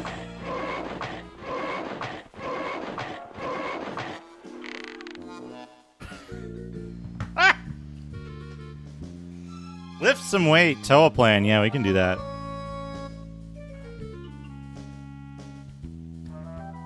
Take a look. Take a look at Velma's face here. Hold on. Let me adjust the brightness on this.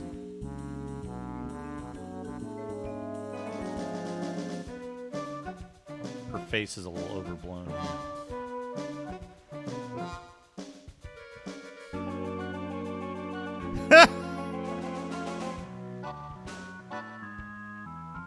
There you go. There you go. Look at...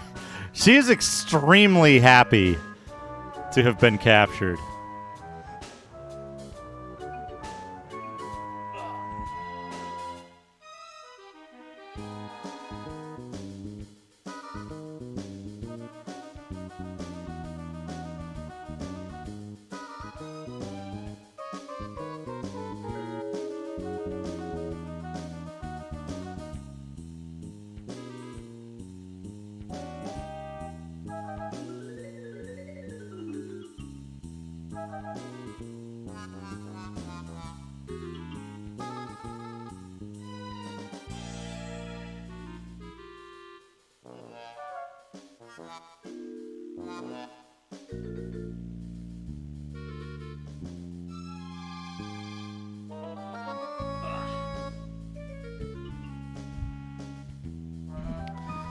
Thank you, Teleplan. Now, give me a second here. I gotta capture this whole thing. I gotta go paste this on Mr. Radon's Discord.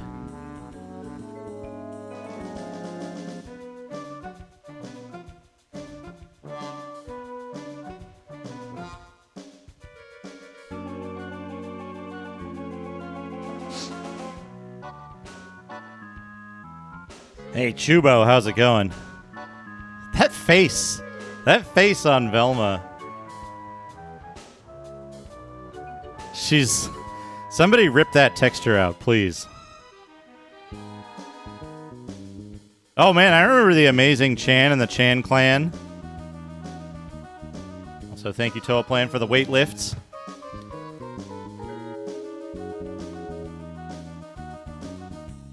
A coil of rope. She's still standing there. She's still standing there.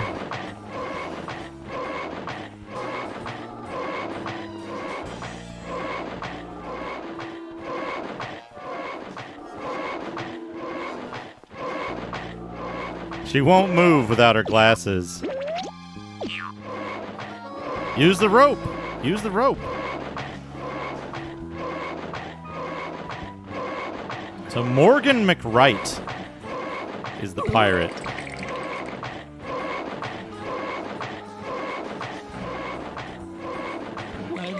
I can't explain just how badly the, like I'm holding right. And it's like going up sometimes. Scooby Snacks. Scooby Snacks. Scooby Snacks.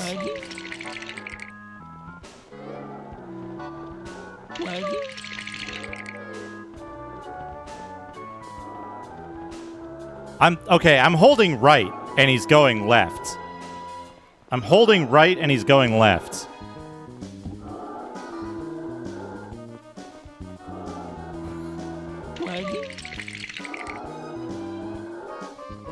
Yeah. The face change.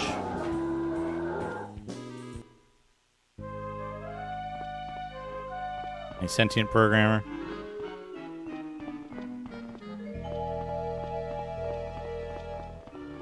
The Egyptian wing. Oh God, that camera angle.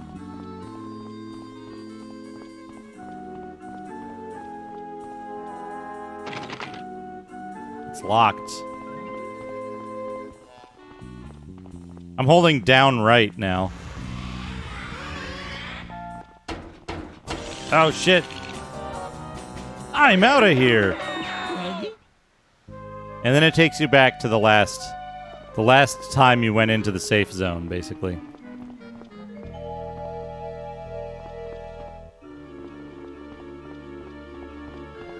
And we got the Flintstones. This is the other mystery portrait. King Purple Hair.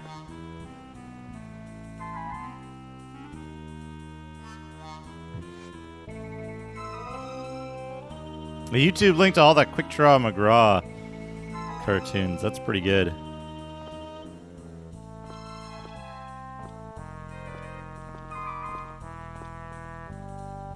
I'd like to get...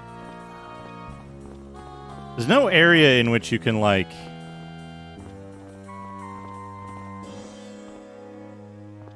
see Shaggy's face up close, unfortunately.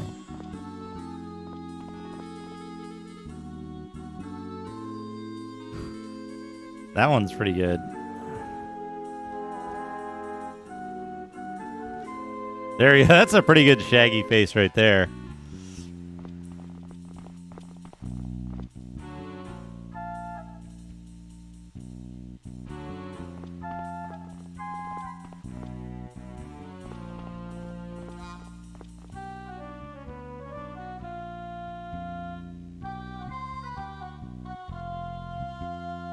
Anyway, they're trying to show off the mystery pirate.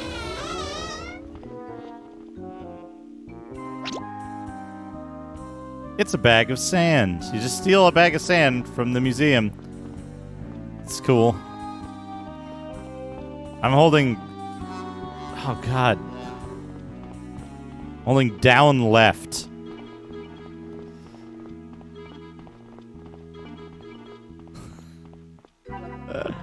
I don't know if I'll be able to show it off. It's kind of tricky. Hold on. Let me see if I can use the elevator. That's the exit.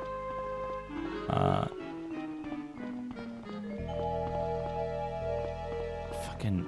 It's partly because of the camera controls, too, I think. So in here, before the lights are turned on, if you, like, walk into this corner and walk back at a certain time, it'll, like... Yeah, it'll lock up. But I think it only happens before the lights are on. I hit it once when I hit it once when I was trying to get the face nice young man has come to visit for us. Mr. Radon. We'll Gaming Galleon. camera for a minute. My wife had to Thank you for the raid. That's it. The buttons are labeled. Biff Wellington.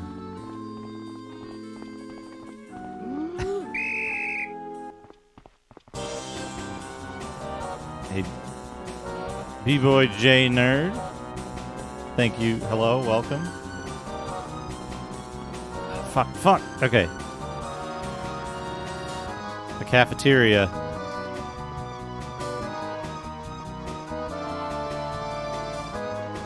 Oh, I guess after he sees you. I'm pressing down, by the way. I was holding down in that segment to run towards the camera.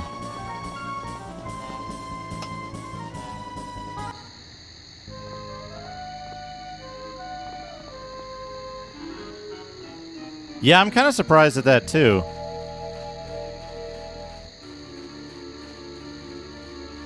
It's kind of Scooby-Doo Alone in the Dark, but it's not really.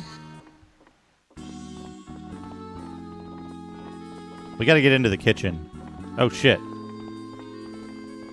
Cafeteria. Here we go.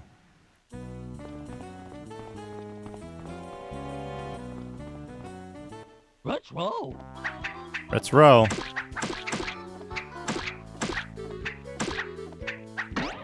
I guess those are like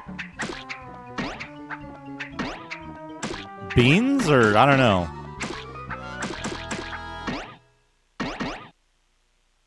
Gotta show this off too.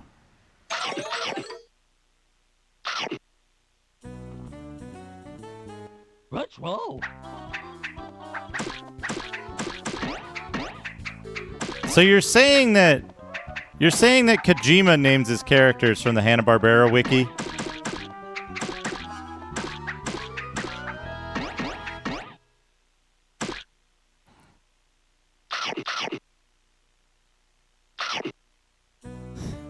Yes, Scooby-Doo's butt cheeks.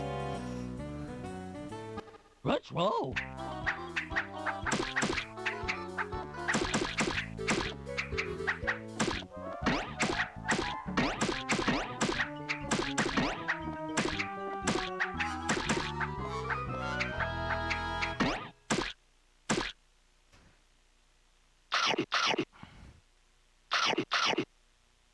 Ah! Anyway, there's that. That's enough of this game. What are you playing today, Raz? Gaming Galleon? Captain Raz, what were you playing today? I didn't get a chance to stop in and lurk.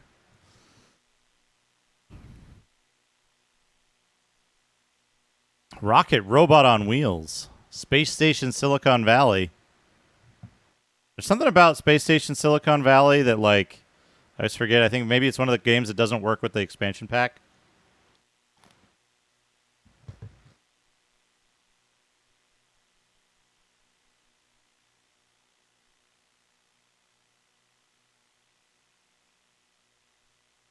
Possessed Viking Mannequin.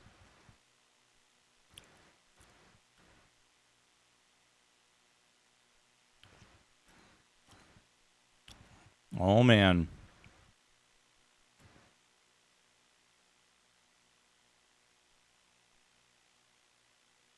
We got all kinds of good games we're going to play today, folks. I actually need to take a quick break. And then we will come back and play many He raised his mighty sword, and they fought. many Nintendo This is how the 64 world games. must have looked I'll be thousands of right years back. ago. He revealed himself, and they fought.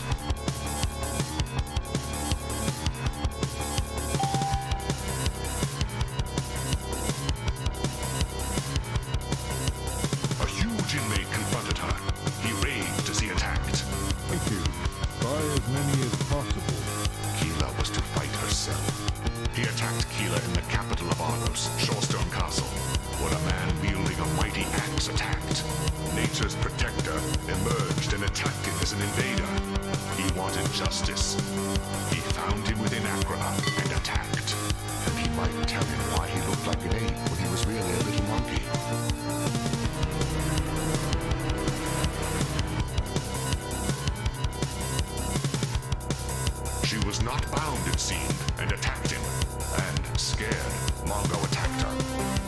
princess attacked.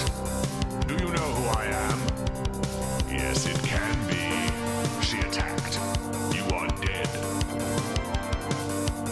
Keela drew her sword and attacked the evasive Fade.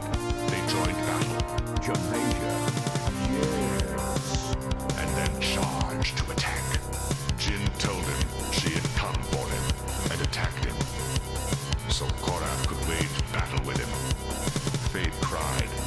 The sob was broken by a demon attacking her. He revealed himself and they fought. Exposed, they fought. Magnus turned on 21, seeking his next victim. Mongo had to destroy it. Fade got close and attacked from the shadows. Magnus wasted no time and beset Mongo with his huge sword. Korath, exposed for his deceit, became angered and attacked Keela without pause. As she neared the man, she attacked. Korath laughed and attacked him. Gosh, have I got a thirst. Magnus Gosh, raised his I got a sword and thirst. laughed and assaulted the princess. Ayada cursed Welcome the demon back, for everyone. invading her sanctuary and attacked. They fought. Jin chased her, and they fought. Destroy a document, Ralph. We can do that. A strong warrior engaged him. We can do and that. descended upon her. Yes, it can be. She attacked. And so the test of metal was begun. She emerged from hiding, and the man called Magnus This one. wasted no time in joining battle, where he was accosted by the monstrous ape, Mongo. He went there only to find her cold heart armed to kill him. And so the test of metal was begun. She jumped as a cat into an attack stance. She asked if Fade would spar with her, and so they did. May One the sec, sun though. go with you on your journey. When he was attacked by Keela herself, judging him the foul killer of innocence. So she attacked to subdue him. He wanted justice. He found him within Akron and attacked. Dagon was in a foul mood and, axe in hand, assaulted Ayada, where a man wielding a mighty axe attacked. Mongo did what the vision demanded. He found Magnus and attacked. Do you know who I am? Korath could sense powerful magic within You wanna see Mongo. something Wanting horrifying? it, attacked him. Enraged, Look at this cool advertisement for a dentist they sent in the mail. Enraged, she fought, and Mongo, scared, attacked her. 21 held no mercy for him and attacked. He did not see himself as the big, powerful ape he was. So that got She told destroyed. him she'd heard enough prattle and assaulted him. Cthulhu, the sleeping god. A strong warrior engaged him. She asked if Fade would So he spar destroyed with her, horrible and teeth. so they did. She jumped as a cat into Credit an card attack offer. stance. He attacked Korath. And, he was no wizard to be trifled with. He attacked. Fade credit card sprung offer from an and, arm as a cat upon her prey. She attacked. Car insurance. 21's mind spun in circles. 1 second, I gotta and take when he care thought of he it. could think no I gotta more, take care of a he, task. 21, tapped him on the shoulder. But this was not himself. It was some kind of alter ego.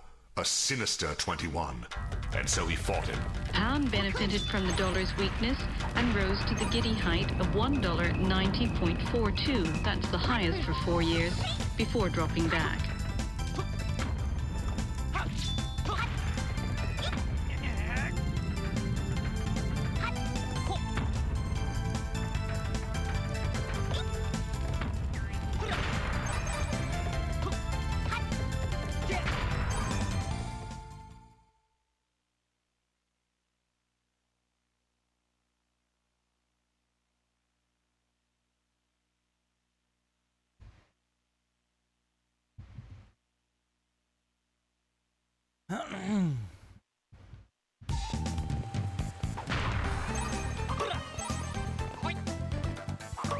All right. There we go. I missed the plot twist. Shit. I gotta. This is a little too bright, huh? Like, this is just generally a little too bright. We gotta turn this down to what? Like 190? This looks okay. Yeah. That looks okay. Start. One player. Continue without saving. Alright, so you can pick your character. Goemon and Ibisumaru. You choose your player for every stage, I believe.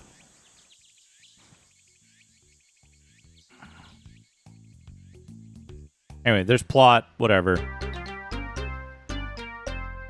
The Stolen Summoning Machine, Chapter 1.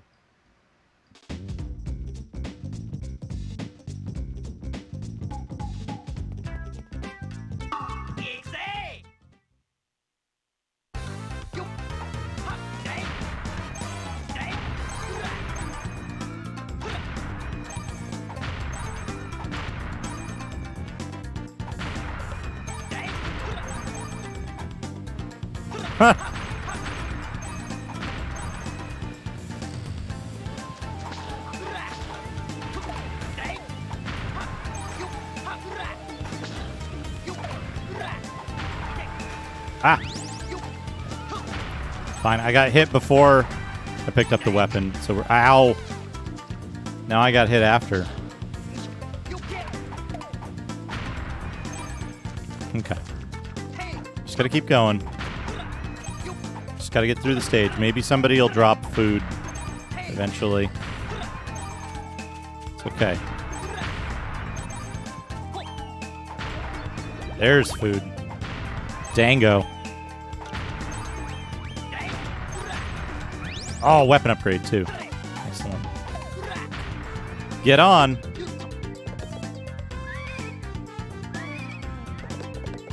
Big sausage horse.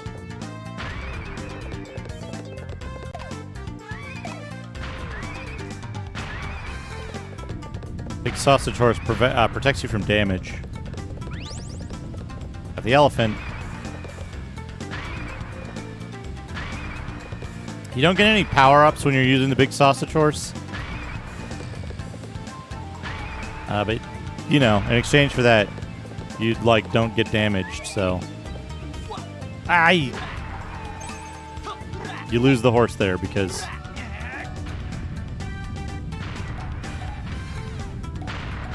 It's slow, but it's fine, because it's, like... You're pretty much protected from damage, so...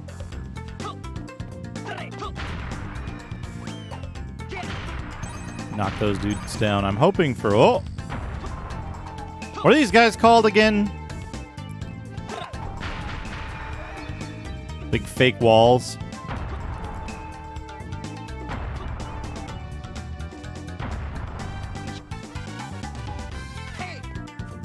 Whoa, buddy.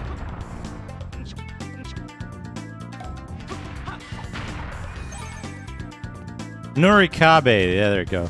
There you go.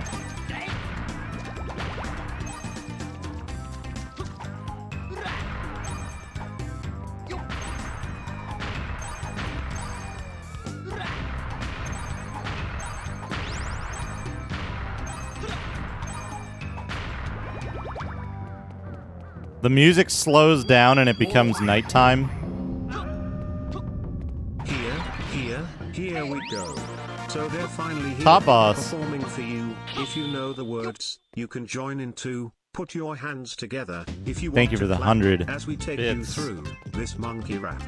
Huh? DD Duke Donuts. He's the leader of the bunch. You know him well. Bunch. He's finally back to kick some tail. His blue gun can fire in spurts. If he shoots you, it's gonna hurt. He's bigger, faster, and stronger too. He's the first member of the DD crew.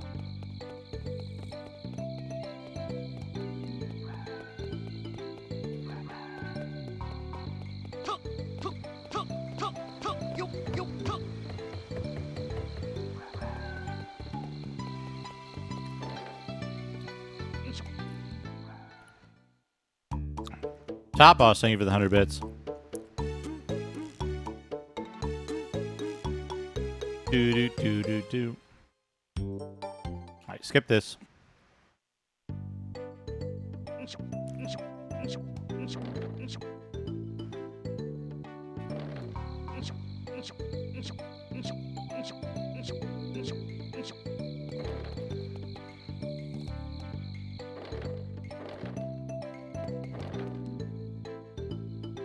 That's Doraemon.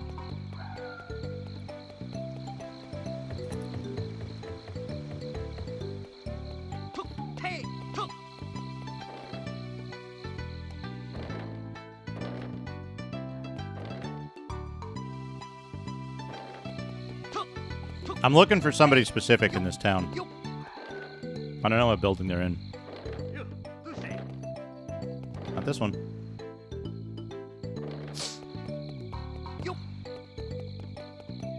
Wait, is it Doraemon or is it Doraemon?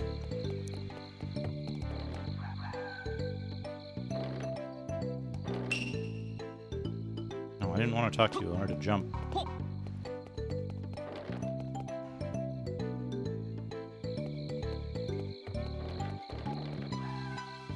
Is Mystical Ninja starring Goemon, like, first or second? It's weird to me the way it's spelled, given that it's pronounced Doraemon. This is a good face. This game is second, yeah.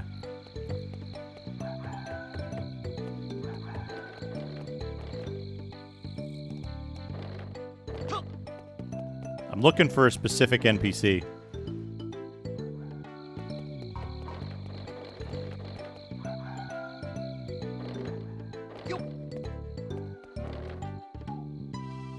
Yeah, I appreciate that they did something like... They did something different with this game, as I understand it.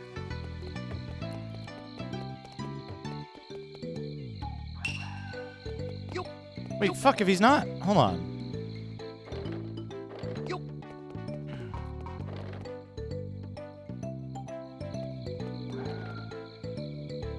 Does anyone know the character I'm looking for? I'm certain they're in the first town. I thought they were in one of these buildings. In the, like, side alley. I've found them before. Also, I just, like, missed one. No.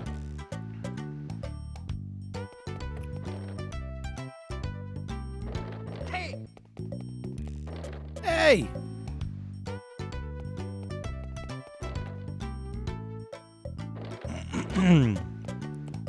We'll do that in just a minute, Tex. Not Plasma, although I should show off Plasma while we're here. This guy's got a good face. Yeah, the DJ. The DJ. Fuck.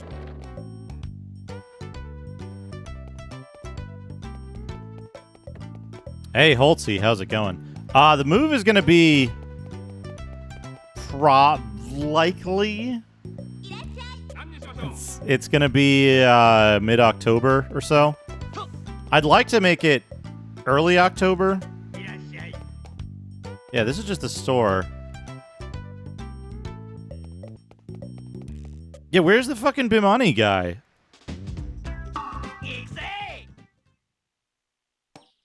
I have found him before.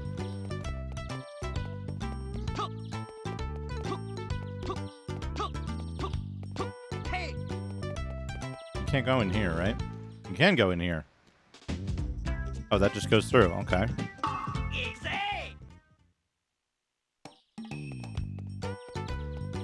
Okay, so that's the first alley.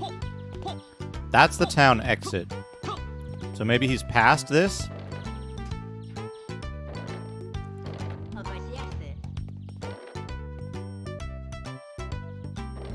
So yeah, ideally I'd like Hellhole Coal Town. Oh man. Ideally I'd like to start the move in early October and then have a couple of weeks after the move to do like Halloween-y things. But you know. Yeah. Different Scooby-Doo than you're used to. Here he is.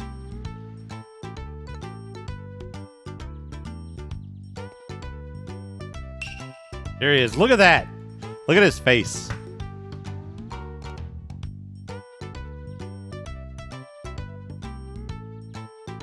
What a good face. I made a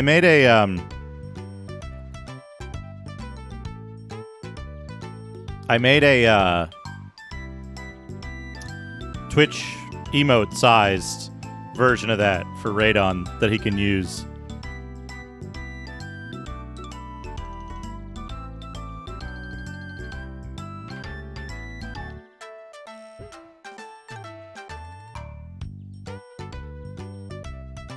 Yeah, like, he's kicking me in the balls. Oh, and we got a thing from Duke.